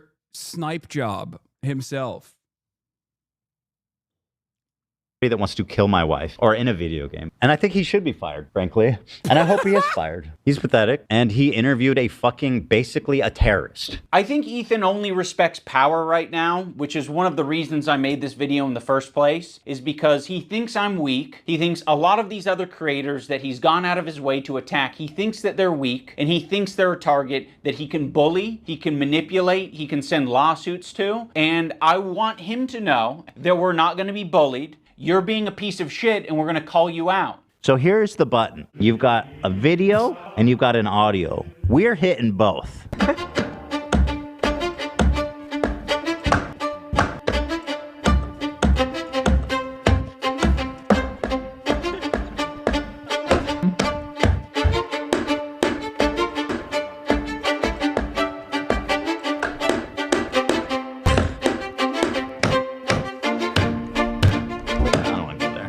Yes. There's no point. Let's leave. Yeah, there's no need. Yeah. I don't want to do that. But shit. Like, how pathetic are you? Don't worry if you don't have it all now. I'll garnish your wages. I don't like pedophile. Like the Eye of Sauron. I see you. I see you out there, you fucking cockroach. You'll be living with your parents. Dude, I think this button compilation also shows like the attitude change as well. Like the way he has like changed over time, not just like because he got physically healthier, right? Like I'm not talking about that, but mentally, like where he's at. Parents for a lot longer, buddy. Yes, please. I want to be a good Jew. I'm a good Jew. Please, guys, please. That's fine. That was fine. Yeah, I don't think it was that. That was fine. Big a deal. Hey. Of all the things that Anywho. it always surprises me what you think crosses the line. Well, I looked at Olivia and she's like, yes, do it. Now let's talk about the button. Ethan got this button, or kill switch, as a response to the controversy with Cutie Cinderella. He was not able to control himself in that moment, and instead of figuring out how he can change his behavior, he spent $20,000. Dan and Ela were like, we would kill button that right now if we could. I can't change who I am. I know. That's why the kill button is on its way. That's it. See, exactly. He uses the button for everything. If his jokes don't land, he's hitting the button. It was being presented as if the Jordan crying thing. I hit the button. Why? I don't think I needed to, but you guys were giving me crickets, so I panicked. If he's insecure about getting something wrong, he's hitting the button. But okay. You button? What? Button for that? What on this frame could Ethan have responded to? Perhaps the country flag that he got wrong? Maybe. I don't know. If he goes on a problematic tirade, he's hitting the button. Before, look how sad. But yeah, it's not just that. Like their eyes are like big. I think you guys are wrong on this one. I think you guys are all wrong on this one. I don't think he's unique in hitting the button. I think if all of us had buttons, we'd hit the button all the time. But if you don't have it, you operate differently. You think about what you're saying. You maybe plan for your show a little bit more. You maybe say, I'm not going to have my podcast be an emotional dumping ground for today. You instead say, ooh, it's important that we stay on topic. Also, the H3 community and Ethan himself use the phrase goblin mode all the time to excuse a lot of his shitty behavior or what make is the button about is when he says something fucked up or says something that he's like insecure about, he just described it. He just hits the button and then because the stream is on a delay, it basically erases that part of the stream. It cuts the feed and it feeds you just like a sequence of cutscenes instead. And it wipes 30 seconds off of what the stream, or 20 seconds, I think, off of the stream. It seem less bad. Like I've been diagnosed with goblin mode, actually. By claiming that what happens is he just gets into this like uncontrolled state he refers to as goblin mode. I do not call myself goblin mode. Yeah. Oh, yeah. That's what you did. Goblin mode? Is that what you're calling Tourette's now? Yeah. This person is being ableist when they use... This person is being ableist when they use the terminology that him and his community has started to use, you know? And anti-Semitic, possibly. I'm surprised that he didn't hit the... I'm surprised he didn't say it was anti-Semitic. All victims of goblin mode, I would like to issue an apology. Well, he You got are there. goblin mode today. You're goblin mode. Look how many times you paused the I'm fucking trying, video. bro. And I don't think there's no room for using the term goblin mode. I like the idea that you're defending yourself and the little guy by going goblin mode when a big corporation or a big entity is trying to attack you. Like, if you fuck me over, if you steal money from me, if you patronize me, if you do any of this shit like you're trying to do to me, to treat me like a fucking idiot, I'm crazy, dude. I've gone fucking goblin mode over way less. Yeah, what's crazy about this is like he started doing this to people that weren't doing that to him. But you not thinking about what you're saying, not, reflecting on your behavior, not changing your behavior, that's not goblin mode. That's being a child. Let's talk about the crew. I think the crew has been put in the worst working environment that you possibly can be for a fucking podcast. Every crew member has it bad. To be around Ethan, period, would be a nightmare right now. I'm standing by every fucking syllable of that, okay? What she did was abhorrent. And by the way... Just don't. Listen, your critique of her is correct. It's just, people are sensitive about women being called that word. And so... Like, how pathetic are you? You know what I mean? Well, I'm not assuming his pronouns. And fuck all these people. Go ahead. No, and I'm not yelling at you. I'm just... Kelly is a black woman, right? Yes. Maziel is a... Korean. Oh, Dan, come on. You're being such a buzzkill. Yeah, I didn't know Korean. I asked if Koreans are POs. God. Something I never hear anybody bring up is how Ethan mentioned your guy's old podcast that he was starting, the H3 Industrial Complex, but now DMCA's people.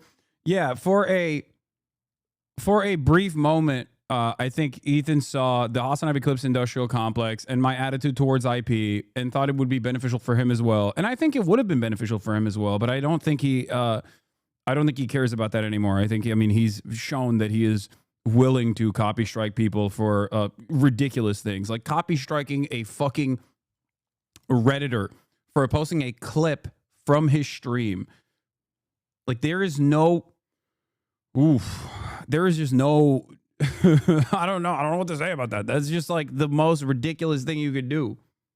Dan's in the bathroom. Let's just not do this right now. I asked if Korean people are POCs. The one time the button didn't work and we listened to how he spoke to AB without thinking that the internet was going to hear it, it was rude, it was nasty, and it didn't have this caveat of like, I'm not mad at you. It was anger, and it was uncalled for. They get access to cover most of it. We're doing it. What are you Making it doing? so awkward and terrible. I'm sorry, I'm not... Just like, this is what I'm talking about when it's always like... We need to get home for our kids. It's like, bro. Oh, no, I didn't want to finish it right now. I'm about finishing Wednesday. On Friday, maybe. Is it? You guys, like... All right, I'm taking my hand off the... What? Okay, well... I heard all that. Thanks, Button. And he didn't want to take accountability for it. He immediately wanted to deflect, and he wanted to say that the button fucked him. First of all, I appreciate the hard work. I know you do. And I loved it, and I really enjoy it. But it's like every time we do it, it's like the show is what it is, and I know. It makes it. I was being selfish. No, dude, that button me, dude. Can you imagine that button me over like that? The button fucked you? AB fucked you? Who fucked you? You fucked yourself by being an asshole. He makes it seem like he's not a tyrant of a boss. For doing it. What are you Making it doing? so awkward and terrible. I appreciate the hard work. I know you you've do. done, and I I know. loved it, and I really enjoy it. Dan, his producer, is constantly clarifying things on the air and making it clear that what Ethan said was a joke, Ethan is being overly defensive, or he's saying things that are like not true and he's exaggerating. People saw that. They thought that that was what you searched to I did pull not up that photo. So I'm just clarifying. Thank you for clarifying. I appreciate you doing that. God forbid. It's okay because I buttoned it.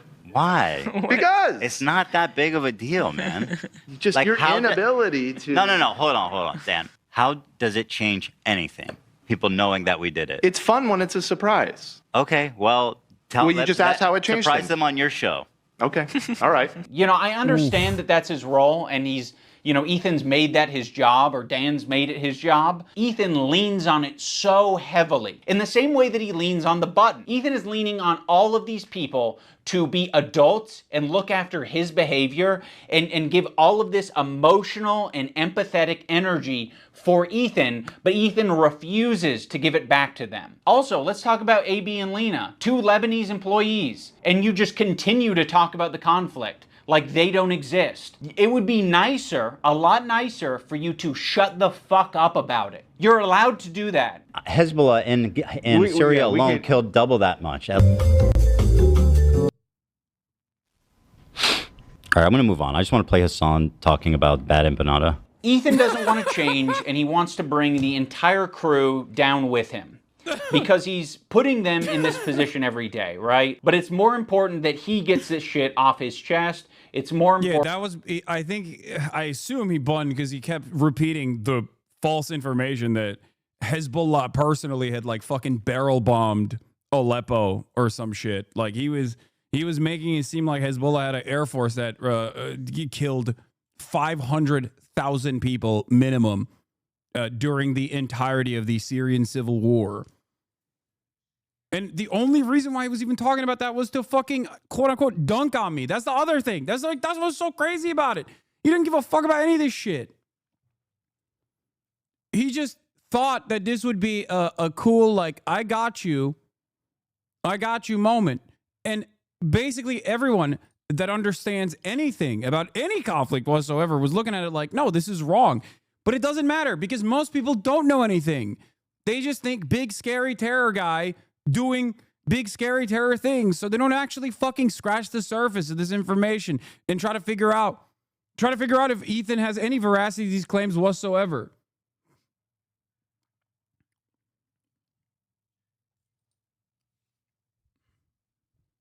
Ironically enough, my position on Hezbollah in Syria has nothing to do with my conversation about why Hassan Nasrallah was assassinated and how it was not justifiable to begin with, alongside thousands of civilians in Beirut, by the way.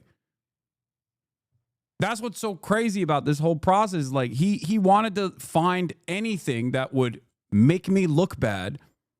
Like that's what's so pathetic about it, if that makes sense. Like, this is shit that I care about, okay? And I know that to a certain degree, it's stuff that Ethan cares about as well. At least like to a certain degree, managing the conversation around Israel or talking about anti-Semitism. Like, these are things that he cares about, right? For sure. But the issue is everything comes back to petty grievances and drama with him.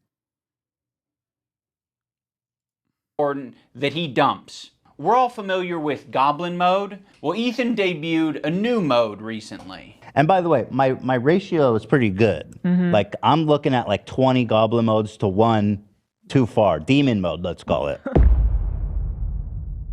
What makes demon mode different than goblin mode is goblins aren't really like an intimidating, powerful force. If the goblin is persistent, it can get what it wants. When I'm done with the other one, the big one that's dropping probably next week, my full attention is going to you, George. Like the Eye of Sauron. I see you out there, you fucking cockroach. Ethan, the reason the internet got behind you when you were being sued by Matt Haas or when you were being sued by Ryan Kavanaugh is because people saw you as the underdog. They saw you as the guy who's defending the common man. I'm suing, and I cannot wait for you guys to read it. At the moment, we are writing 3 complaints for 3 people. You are doing the classic rich asshole thing. You have a deficit of friends, you have a surplus of enemies. You feel really bad, you feel hurt, but you also have a surplus of money. So what can you do? You can use that money to bully and intimidate people. These public legal threats that you're making to fellow creators,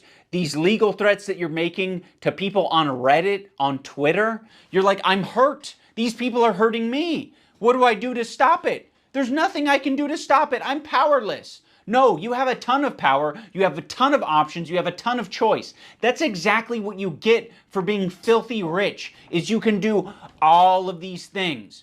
I've never want to sue someone for defamation, but like at what point do you kind of fucking have to? I mean, this is like basically someone calling you a pedophile. Be like, yeah, you know, Ethan's a pedophile. Dan Clancy or whatever, like the CEO of Twitch, and being Pedophile. Dan KKK Clancy has a similar view of Hitler. Because Dan Clancy, the Nazi, fucking anti-Semite. There are certain things you can accuse people of that rise above to make it like actionable, which is like wrongfully accusing someone of being a pedophile, a sex criminal, a murderer, shit like that. Dan Clancy now, in other words, he is a pedophile. Just the most oblivious person on the planet, dude. No self-awareness. Holy fuck. No self-awareness. Bro, one of his fucking fans showed up, rolled up to Dan Clancy in public. Okay? And I think, like, I don't know what the fuck they were asking him. I forget what the clip was about. But he literally posted it on his Instagram story, encouraging his fans to do this kind of thing. The only other time I've ever seen this happen was Destiny, when Destiny encouraged his fans to fucking come at me personally, okay? And Sam Hyde, ironically enough.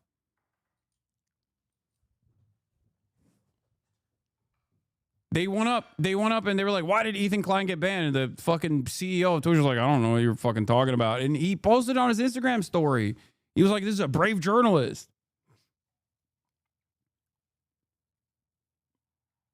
It's so shocking.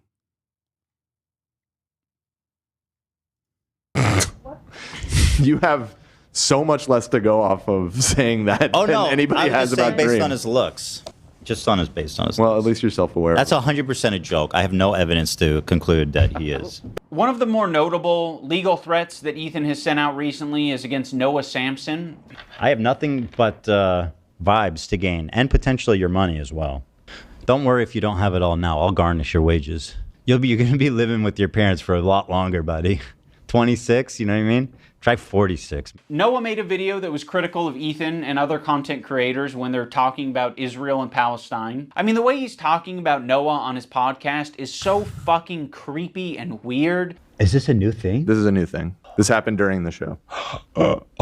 Upon initial examination, it seems to check out, and it's not great for young Noah. Can I say that? Don't say it yet. I'll say it. So he's a rape. So of course his standard, I don't know what he's accused of, so I'm not actually going to say, but Ethan brought on a former partner of Noah to basically just shit talk him and say that he's a bad partner. But that's all that Ethan was able to extract out of it. you are not accusing him of committing any crimes or doing R-word or anything like that. The accusation is that he's a sleaze. Absolutely.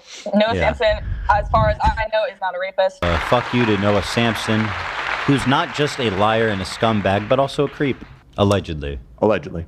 Now let's talk about the left-leaning Democrat. He presents himself as someone like me, a left-leaning Democrat who supports basic things. The thing that made me start to question Ethan's intentions is that when he was suggested to talk to Sam Cedar, a fellow progressive, a guy that Ethan respects and looks up to. He works with Sam Cedar at the Majority Report. I respect him and what they do there. He kept saying that it was racist or anti-Semitic to suggest that he talked to someone who's within the same ethnic group as him. That's why I said yesterday, like, I urge Ethan to talk to Sam Cedar. There are very thoughtful, very kind anti-Zionist Jews out there that he could talk to. I don't think that I will be able to reach him. What's the insinuation that I only listen to other Jewish people? You need to talk to my pre-approved list of Jews that like agree with me on everything. You know, it doesn't matter if they're Jewish, dude. It doesn't matter if they're fucking Jewish. I think most Jews. I don't think Jews at large view it. I don't think that is the. In what position are you to even say that? It's not motivated by myself. It's motivated by Jews against anti-Zionist Jews. Seriously, how can you speak for my entire ethnic group? I find that really interesting. Ethan, I don't know what to fucking. Yeah. If you want to know, because he said it was anti-Semitic, I told you guys. My text message to him that he never responded to on Thursday, October 24th. Okay? Thursday, October 24th, the last text message I ever sent to Ethan Klein. I read it on stream before. I'll read it again. I don't know what happened over the last couple of months, but I'm trying this as a last resort. I don't think you see me as an honest person at all, but I really think you should talk to Sam Cedar privately. You clearly respect him a lot more than you respect me, and he has lived experience. This, of course, in reference to Sam literally going to Israel, becoming an anti-Zionist over the years. Okay? Changing his attitude towards Israel. That's lived experience. This isn't about debates or drama or clips out of context. I have always admired and defended your open-mindedness and willingness to change your worldview. So I hope you will do this. In spite of everything that has happened, I hope you're doing fine. I hope your family is well and the crew is good. Also, not that it matters, but it was wild to see you using a clip titled Hasanabi from a Destiny community account in an unlisted link. He never responded to that.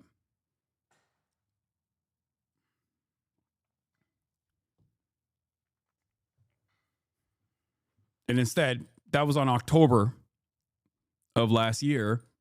Think about all the things that he has said since then.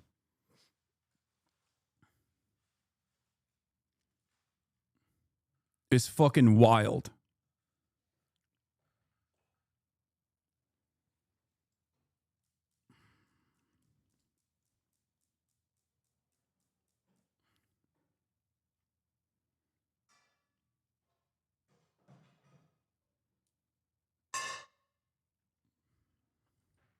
No, not 2023, 2024. That is when he was already calling me a terrorist. At that point, he had already started calling me a fucking terrorist using unlisted clips off of YouTube from Sex Pestany's own fan accounts, unlisted clips titled Hasanabi. Those are the clips he was using on his fucking podcast to talk about his former podcast co-host, former friend. Because he had to prove something. He played Twitcher terrorist.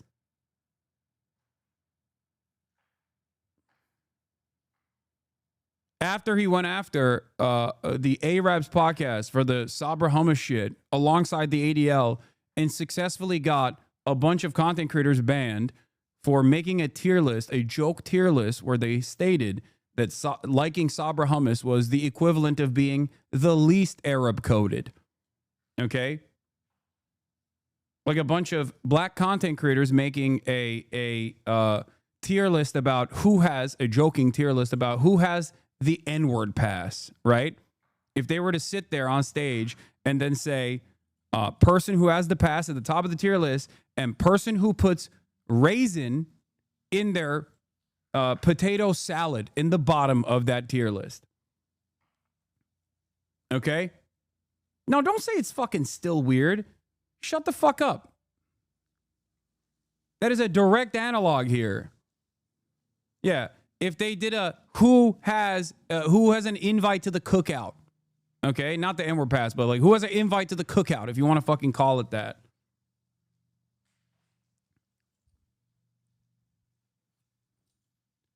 Over his extended crash out, he has unironically done shit that ended up hurting him in the long run too. Like, they pushed actively to get a politics tag alongside Sex Pestiny and that other fucking freak, his Lieutenant Commander, Dan Salty Man,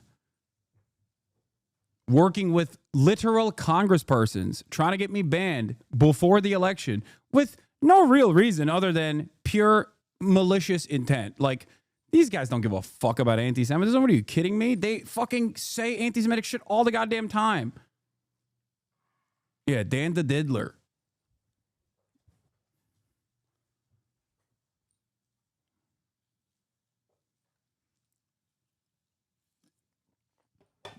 The fucking Diddler commander of the Diddler brigades. The Diddy G brigades. Whatever the fuck. They call themselves the Hezbollah. They call themselves the Taliban. Anyway. They got the politics tag slapped onto Twitch. Okay? They actively tried to get fucking all advertisers to pull out of Twitch. How fucking insane is that? You're hurting thousands of content creators at that point.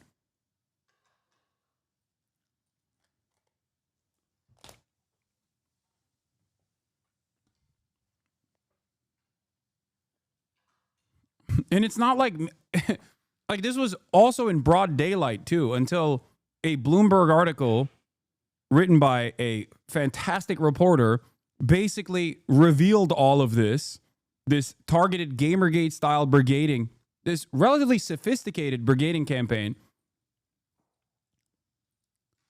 And then they had to delete all this shit. And there wasn't a moment where I was like, I'm being gang stalked. You know what I mean? I didn't fucking run around and lose my goddamn mind. I just kept my head down and just kept doing what I do. Which is ironic because that's what I wanted Ethan to do from the beginning. Just stick to the fucking goofs and gaffs, man. You're hurting yourself. You're hurting yourself in this process. You're the shadow of what you once used to be. You know what I mean? You're killing your own audience in this process.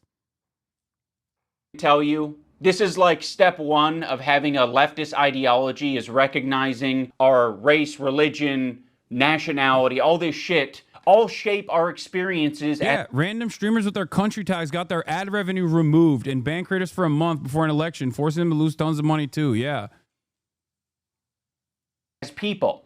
That's the reason why it'd be better served to have this conversation not with myself, but with an anti-Zionist Jewish person. Why does it matter if they're Jewish? Because I'm not Jewish, and you've said in this conversation that, like, how can you tell me how to feel about the situation?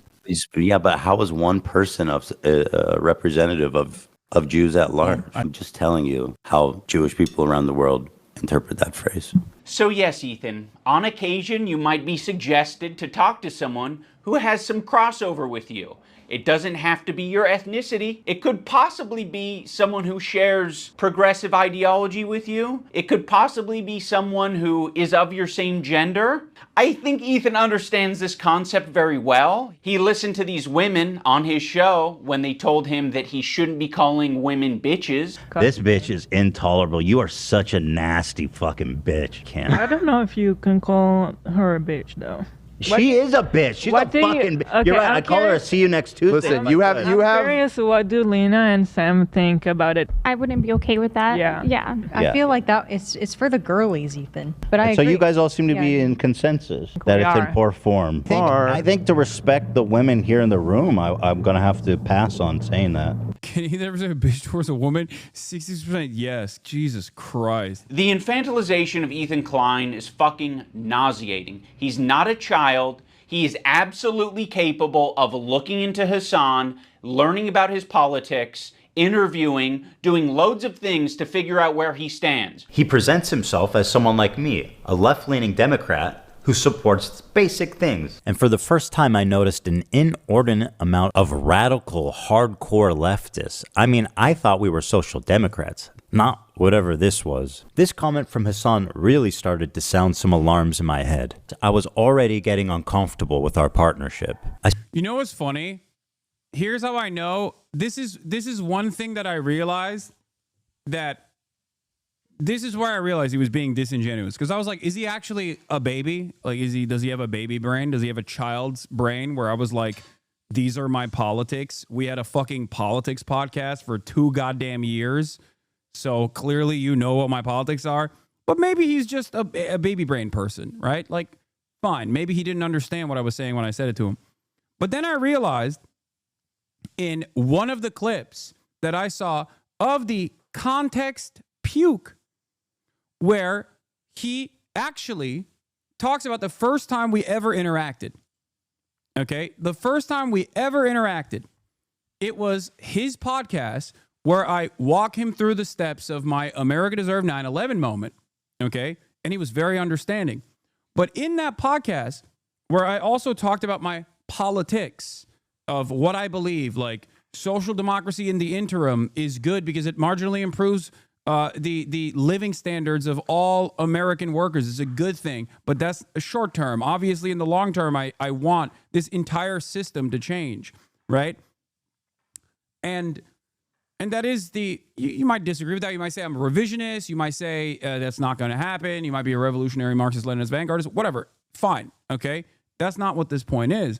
The point is that I was having this conversation with him, describing to him the steps of democratic socialism, okay, and how you arrive at democratic socialism and what my worldview is. And there was a bunch of socialist ass shit behind me when we were having that conversation. In the context puke, Ethan clipped that to make an argument about how I was actually a liberal, left-leaning liberal. He clipped his own podcast interview with me where I had a bust of Vladimir Ilyich Lenin and a USSR Ushanka, like prominently featured behind me as we were having this fucking conversation. He cropped it because even he had the wherewithal, in my estimation, to recognize that if he were to show that, people would go, dude, you're having a conversation with a guy that you thought was a liberal and he has fucking Lenin behind him? That makes no sense.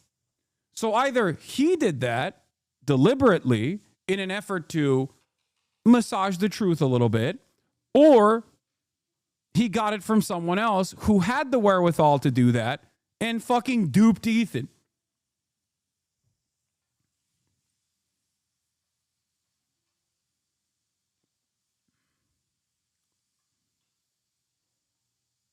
I started to wonder if I had any idea who this guy actually is. You made how many episodes with Hasan? Like, this guy made a fucking program with the biggest mega leftist on the platform. Now he's acting like he was tricked and he was incapable of figuring out what this guy's beliefs were. Bro, I didn't make the fucking leftist program. You did. You made fucking, 60 some odd episodes of this shit for hours talking to this guy? You didn't have a problem with any of it until, Ethan talks about being aware of Hasan's 9/11.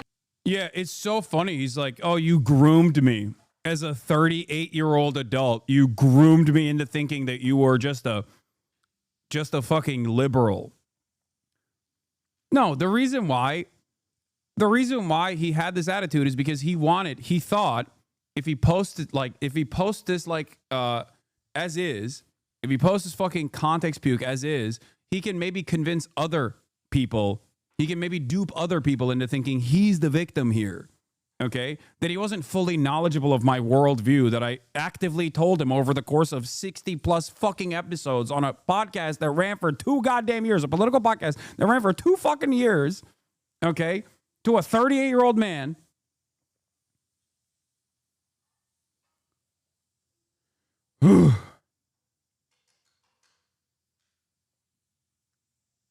Because he hopes that his audience will watch that and go, oh my God, he is the victim here.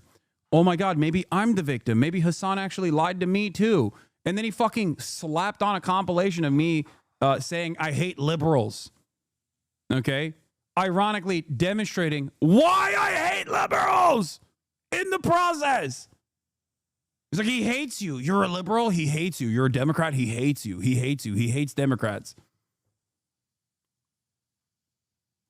comments and then sort of leaves it at that. Like it was just a joke. Actually, I think Ethan describes them as edgy moments or jokes. You might remember him from such classics as America deserved 9/11, dude. Fuck it. I'm saying it. Now, to be Yeah, you didn't know I was radical? clear, I knew about all these edgy and controversial jokes at the time we made the show edgy, together. controversial jokes. Because who am I to judge? No, Ethan, those aren't jokes, right? When someone makes a controversial statement like that, that's not them trying to be funny. I can understand why you would conflate the two. That is someone who is extremely frustrated and passionate about a particular topic. In this case, American imperialism and terrorism. You could have looked into that. You could have talked to Hasan a little bit more. He did.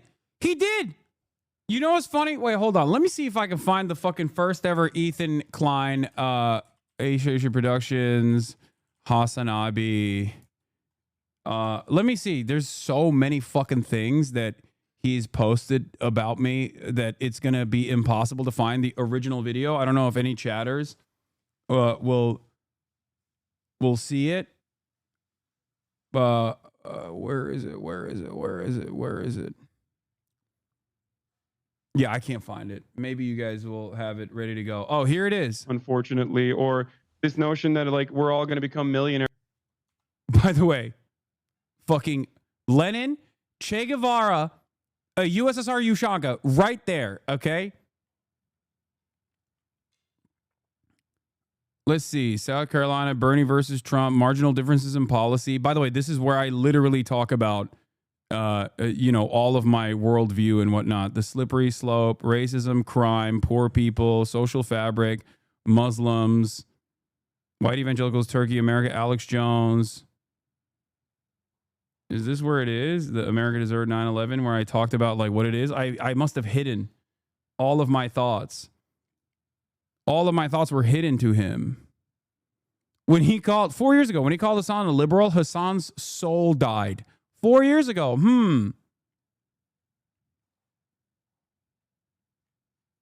Second spike from the right. Worked openly with Nazis and white supremacists. And I mean like Nazis and white supremacists literally, like people who call themselves white supremacists or white nationalists, or have openly admitted that they believe that the white race is superior, like Stefan did in that famous video. Oh, second one right here. Started as like controversial or can be clipped out of context. I always say that. It's a meme in and of itself at this point. In order not to avoid terms of service. America deserved 9/11 in a video. My dad is lighting the kitchen on fire again, folks. Holy moly. Holy moly.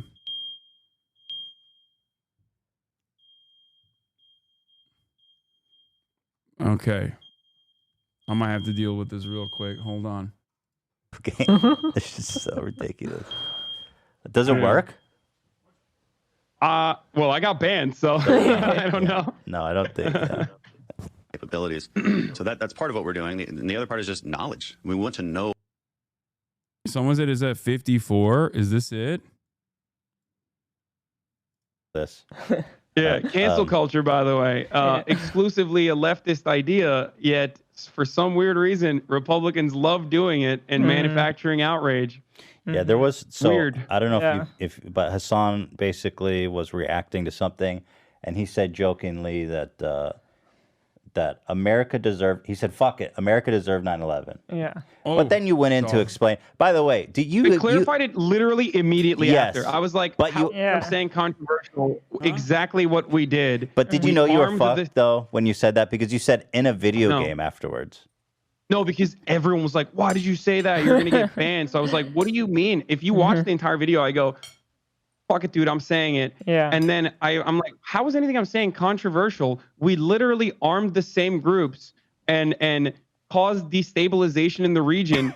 And then we're shocked when the very same people that we armed, gave weapons to, gave training to, turned around and hit us back. Like, how is that in any way remotely controversial? Right. I think that's a conversation that takes place all the time. I think it's just the way you said it. People were like, oh, here we go. We got this young Turk, and then you're associated with the Young Turks, who, by the way, Alex Jones calls the Young Turds, which I think is hilarious. Oh, I love Alex Jones. He apparently did a broadcast of that I've got the of that video. moment of I was mine. I was hoping to watch it with you. Yeah, I'm so happy. Like I was so happy. I love Alex Jones. I mean, it's very unfortunate that due to our completely destroyed public education system in this country, that like people take him seriously and then literally act on the psychotic things that he says, and that we can't all just appreciate him as like incredible content. Oh my God, incredible so funny. content. Well, here, let me Like performance art. And yeah, Wow, Ethan Klein, completely aware of how people can clip things out of context. But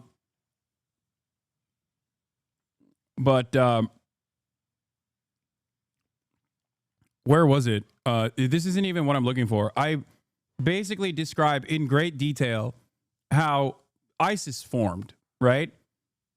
How ISIS formed, how it played how the material condition played a formative role in like radicalizing so many people into insane positions, like completely unjustifiable positions, while also describing the concept of blowback to Ethan. And he totally understood, or it wasn't even ISIS. I think I was talking about Al-Qaeda too. But no, I'm fairly certain I talk about ISIS as well. Okay. And it's just like, he got it then. And this is the first time we ever talked. So what happened? Warren found out what his international politics opinions are, but you wouldn't even need to do that. You can look at it online. You're not a victim. You weren't tricked. You made 60 some odd episodes. If you didn't want to go down this route, you shouldn't have done it. But that was your fucking choice. You did it. You are an adult. When Ethan and Hila are watching Matt Lieb saying that one state doesn't represent all Jews, they cannot wrap their heads around the idea. No single person represents all Jews. I'm just telling you how Jewish people around the world interpret that phrase. No single. Isn't this also a Sam Cedar bit where they call Ben Shapiro the Pope of the Jews? That's Sam Cedar, right? For kind of this reason. That's why they always joke about Ben. Person represents all Jews, as no single state represents all Jews. This is another weird thing. Oh my God. Israel, this is a lie that I see Hasan and people pander. They say that Israel's going to war on behalf of Judaism. They have never, I don't believe that that's ever been stated. And I don't think Israel ever What? explains that it's like, It's in the Constitution. What are you saying? How can someone so aggressively try to defend Israel and be so fucking oblivious, dude? That's crazy. There was a whole law change in Israel. There was a nation-state law that dictated that Israel was a nation for Jews, by Jews, and only for Jews. I'm paraphrasing. Every aspect of Zionism, from its inception, even though it was created by secular Jews, atheists that didn't give a fuck about Judaism at all, knowingly and willingly have entertained the notion that Israel is for the Jews, by the Jews, and it is for Judaism. It is in everything that Israel does. It is a false conflation. Why would you, on the one hand, adopt that framing? Yes, the law that I'm talking about is the basic law. Israel is a nation state of the Jewish people. This was quite controversial at the time. They were like, what? This is weird.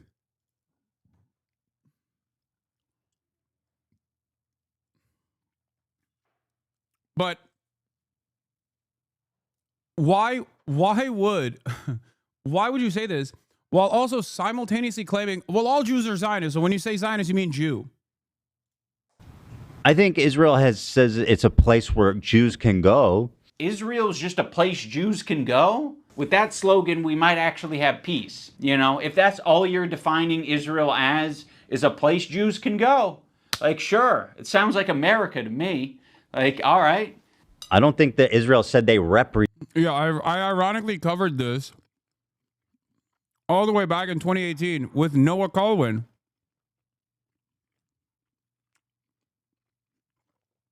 especially because none of my thoughts on Israel were ever hidden.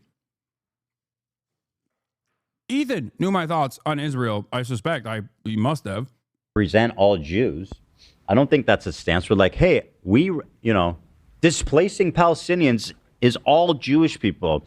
Ethan is being so disingenuous here to suggest that he doesn't understand what Matt Lieb is saying. Like, he's making a semantic argument. Like, I don't think Israel has said that it represents every last Jew on the planet. I don't think Israel has claimed that.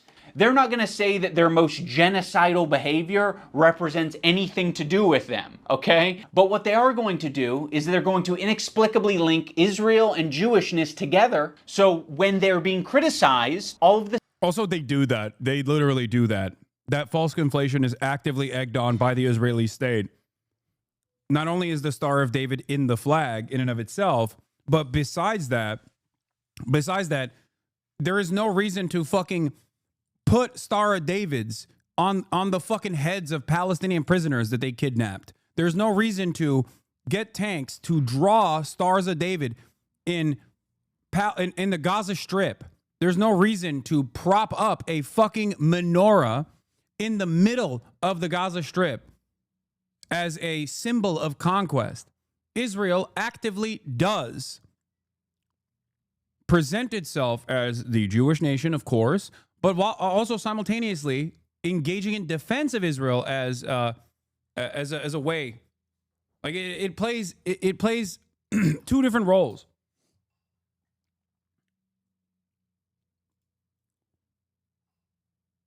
Look at this. What do you think this is? Why are they doing this?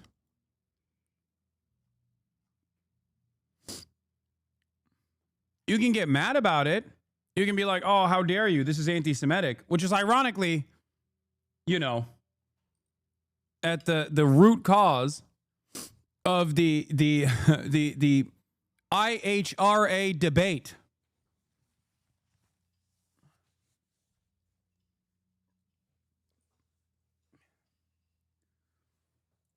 That's why Ethan himself has, at moments, and I've heard him say this, talk about how, people just substitute the word Zionism for Jew because all Jews are Zionists. He says this himself. So he's making that conflation himself. All of a sudden, they have the perfect defense. Oh, another thing I need to mention. There was a tier list. It was called the Who Can Say Habibi tier list. It was presented at TwitchCon as like a panel that was just meant to be lighthearted and fun. And Ethan Klein saw that, and he decided that it was anti-Semitic. List them, and we're going to need your help to discuss and figure out who can say Habibi and who can't. And also, we have tiers. We have Arab coded. They ask permission to say Habibi. Like you got like a white guy who's like, can I say it? Is it a slur? And then Love Sabra, which is they're not Arab coded at all. Now, when I first saw this tier list, I immediately knew what it was doing. I was like, oh, it's a play on the who has the N-word pass and who doesn't tier list. Granted, Habibi is very different than the N-word, but it is a cultural word amongst Arabic-speaking people and Muslim people. Like that is a word that's used. Habibi, it means my love. Oh no, don't do that, Habibi. Oh yes, Habibi. You're my Habibi, I'm your Habibi. So yes, it's meant to be a fun way that these Arab content creators can express their Arab culture and be proud of it and happy about it, because it's not like they have massive representation on the platform. Making a tier list based on race, and nobody has a fucking problem with that. Okay, you have a tier list based on race. Where's the Jewish panel? Where's the Jewish panel? Where at the top it says Jewish. It's a tier list based on Arab to Jew. He's Arab, which is good. That's the best thing you can be on this. That's the best. This is racist. I will say that conveying information through a tier list is not the most effective thing, but Ethan should understand this principle. He did a white slurs tier list with Hasan. Cracker. I mean, you know what my take is. We can't put this as an F. Cracker. I mean, that's got to be at least a D, right?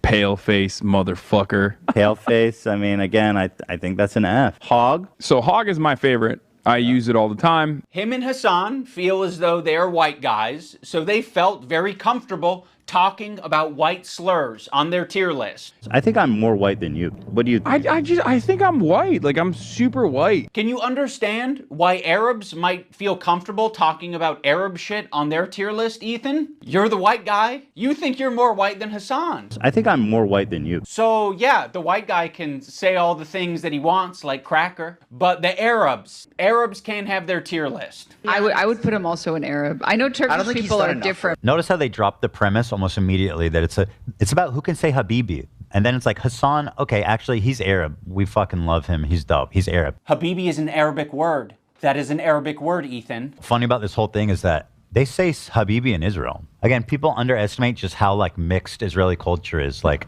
we say Habibi in Israel. Yes, Ethan. Another piece of evidence as to why it isn't anti-Semitic. This is racist! If you're not Arab or understand Arab culture at all, which is a lot of Americans, and Ethan Klein presents you this tier list and calls it anti-Semitic, you're just gonna eat it up. It's not. Ethan is just proving his location on this tier list under Love Sabra because he doesn't understand Arab culture. There's a lot of Arabs who eat Sabra. There's a lot of people like me who eat Sabra. A lot of the times it's all that's in the store, and I'm— Boo. Sabra hummus is dog shit. And BDS, but also mostly just dog shit. Yeah, Ethan tried to say that Love Sabra was actually Loves Jews. And I didn't even know this as the fucking expert of anti-Semitic dog whistles. Even I didn't fucking know that Sabra also meant cactus or Jew born in Israel. That's what it was.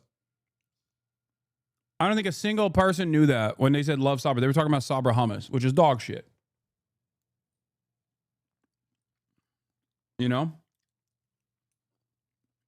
That's it. But Ethan did that classic thing that everybody loves doing, where you just think that no one is capable of making jokes. And perhaps for Ethan, it's hard to discern when someone is making a joke because they didn't falsely smear someone as a fucking pedophile.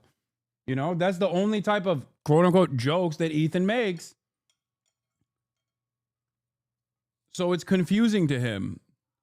He's like, is this actually a joke? I don't understand. Why is nobody fucking defaming another person randomly for a minor disagreement? I'm gonna buy it and I'm gonna eat it, but it is not the good shit. Like the average Arab American, they're gonna go in the store and the only option they have is fucking Sabra. And that sucks that that's the only option, right? Arab communities and distribution facilities are not widespread across the US. So what are they left with? They're left with a common, relatable, shitty hummus, which is Sabra. And what's so fucking pathetic about this whole thing is after he was able to get these Arab creators banned off of Twitch for 30 days, he goes on to talk about how bad Sabra hummus is on his show. I don't think anybody prefers Sabra over homemade like restaurant quality hummus. You know, it's what's there. Like weirdly fluffy. It is Sabra. fluffy. Weird. Yeah. I would buy it sometimes and eat it. It's not the best. The problem is with Sabra, in my opinion, it's only good for the first 2 days. For some reason, like when you eat this Sabra shit, it just feels so much heavier. Imagine eating a whole fucking vat of Sabra. That's crazy. Yeah. I've never liked hummus. Oh, okay. Well, you hate Jews then. I don't know. And Arabs. Yeah. This is racist. Yeah. It's crazy that after he collected those scalps, and in the process, yelled at an Arab Jew that was also on that panel and got him banned too, and then subsequently called him a token, which is anti-Semitic. Okay. How dare you not unconditionally support the apartheid ethno-state? You must be anti-Semitic. Like, what the fuck is wrong with you? Then he does this fucking victory lap where he's basically like, yeah, I hate Sabra too, actually. You are not allowed to hate Sabra. He made a fucking video about it where he was like, Sabra is in the fridge of every Israeli Jew. What the fuck? It's our national pride or some shit. Yeah, it's almost like you can have a discussion about Sabra hummus being a bad hummus without it being at all related to a Jewish thing or an Israeli thing. He can have that discussion as much as he wants on his podcast because we all know his intentions aren't anti-Semitic. This is what he did. He hit his heart hard. The Zionism is leading to not accepting other cultures, embracing their own culture, and instead thinking that that is an attack on you. There's this incident on the podcast where they were reacting to Cutie Cinderella, and Ethan was laughing during it. So that ended up being a pretty important wake-up call for Ethan. He made an apology video directed at Cutie Cinderella, and it was graded by a professional psychologist, Dr. Kirk Honda of Psychology in Seattle, and Ethan got an A+ rating. In terms of a public apology, this is A+. Ethan won't stop talking about his A+ rating. You know he rated my apology to Cutie Cinderella a perfect score? A perfect 10. A perfect 10 out of 10? Literally 10 out of 10. Go back. I can teach you how to make a good apology. I'm the best at 10 out of 10. I know what a perfect apology is, lady. You fucking don't. Is my perfect apology in this PowerPoint? Dude, I got a perfect 10 out of 10. This one is actually best apology, so. Ethan Klein, you guys, oh my God. I was trying really hard to think about an impactful moment during this video. Like, could I do something that would really wake Ethan up? And should have reviewed his N-word apology. Does he have an N-word apology? I genuinely don't know. I actually don't know.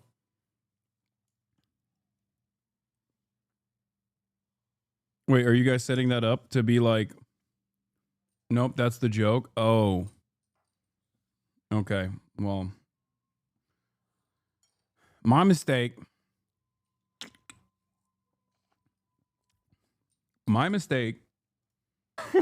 I don't know if this came from a good place or not, but I came up with the idea of getting Ethan's grade changed from an A to a B at least. So I went to visit Psychology in Seattle. I'm not confident that Kirk will change his grade, but it's worth trying. And, you know, we might learn a thing or two. Xander! Probably get pretty low marks. Unlike me, perfect score, 10. I said, hey, Lud, no wig drama. Why are you such a spineless coward of a person now that you've inserted yourself and your girlfriend into this conversation? Okay, Idubbbz, I hear you. You're in the room with me right now. I hear you. I hear your request. I understand it. I can understand where it's coming from. And I guess have a policy that when there is a grade for an apology, I am just grading that discrete apology as I see it without taking any consideration of prior or future behavior. If you're wanting me to comment on the overall behavior or the recent behavior from the clips that you have shown me, I believe that Ethan is a good person and that eventually he will feel sorrow and will feel sorry and will apologize, and I will be there to evaluate that apology when it happens, which I know it will. Oh, brother, this guy stinks! Unfortunately, Kirk did not change his grade, but that's okay because this is the internet. Anyone can have their own official apology rating system. So I'm going to rate Ethan's apology a B-. That's just based on my own feelings and my own rubric. When Psychology in Seattle was watching these video clips of Ethan, he said that it looks like Ethan could just use a hug. Now, of course, it kind of pisses me off to hear that shit because I'm like, what are we doing? What are we saying? He needs a hug? No, he doesn't need a hug. He needs a good fucking ass whooping is what he needs. I think something that's very important to me in bringing back Content Cop is to be fair. I think that was something that was not illustrated in previous Content Cops that I think should have been and probably wouldn't have left me with so much regret. Ethan deserves all of the criticism that he's getting. I think it's very valid. But I also think at the end of the day, we should acknowledge that he's human because he is human. And he is in a situation that's making him extremely scared, paranoid, defensive, sensitive, and I'm sure other features and feelings. In the spirit of Kirk saying that it looks like Ethan could just use a hug, I have challenged some of his most powerful haters to put down the haterade and just say something nice and charitable about him because I think he deserves it. I just wanted to say that I respect that you are genuinely yourself on the internet. I think a lot of other people respect you for it as well. I think that's a big reason why people were drawn to your content in the first place. I think that's a lot of the reason why your employees chose to work with you over anyone else. Ethan, I think it's respectable that you even began this journey to leave behind the anti-SJW crowd and step into a more empathetic worldview. I know it's not easy. Ethan Klein, I think that when you are being goofy, when you're being silly, when you are being lighthearted, and just having fun with your friends, I think that is when you're at your best. So I'd love to see more of that. That'd be sick. I will be reading my letter off because I don't want to sound robotic. H3 used to be the sports for good that I used to watch. I hope that one day gets back to what I remember. You were one of the inspirations for me to start creating content, so all this has stunk. I hope you really hear this, and I wish you the best. I think Ethan Klein rocks a buzz cut pretty good, and I think he's got a good choice of facial hair. I think it's really cool what he did 8 years ago, fighting that frivolous lawsuit. That was pretty fucked up, and fighting it, he changed YouTube for the better. And I thought that was cool because I thought it was like he was fighting for free speech. I also see the dynamic of Ethan and Neil. I'm like, fuck, like, it's really hard to be a couple online and see people attacking your partner, and it's like, okay, like if you come to their defense, if that doesn't always help them, right? Sometimes that makes it worse for them. And I have been kind of slipping into a very unhealthy place where it's gotten worse and worse, and I get criticized more and more, and I get more defensive and more pulled up, a feeling of almost infallibility that I could take anything on. It led me to make a lot of mistakes, and then when I was criticized for those mistakes, then I would act extremely defensive and nasty and not really processing them in a healthy way. Goddamn. Cinema. Where's yours? I didn't do one. I'm glad that other people did.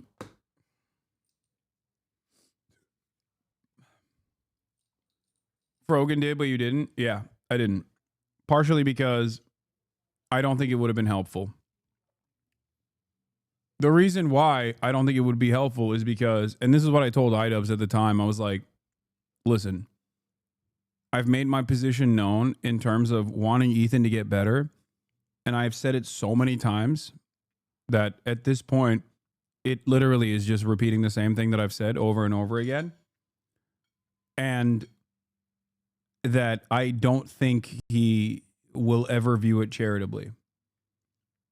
Like, I just don't think that he will look at that and see it as productive.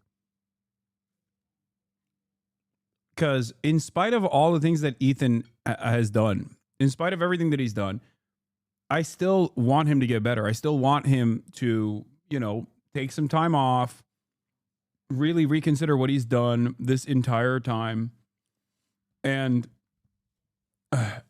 get better. And someone might look at that and go, I mean, yeah, he made a 3-hour doc about you specifically, so yeah, you'll always be a villain to him. I know. That's what I mean. It's just like I have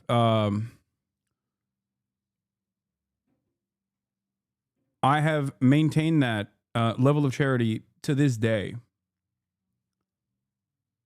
And that hasn't changed. And some people even fucking say, oh, you just want him to get better because you want him to stop talking about you. And it's like, yeah, there's a level of self-interest there for sure. It doesn't really matter. Like, Ethan trying to tarnish my name, Ethan trying to come after me has demonstrably not worked. He's not the first person that has decided I have a political disagreement with this person and I'm going to do everything in my fucking power to constantly call this guy a piece of shit and make my audience hate him. This is my entire career. I'm a fucking leftist online, dude. What are you talking about? I'm live 8 to 10 hours every day. Of course, I open myself up to attacks just on that alone in perpetuity. It's not new. Ethan will not be the last person that comes after me and kind of loses their mind in the process.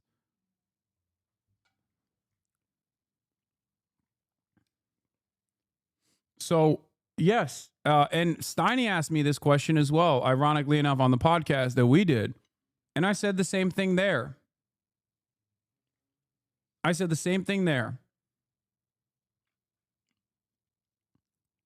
I wish him well. I don't think that all of this stuff that he's engaged in is good for his mental health. And it feels like it's so bad for his own personal mental health that, like, it unironically is visibly deteriorating him. So that's the reason why I didn't repeat exactly what I've said a million times over.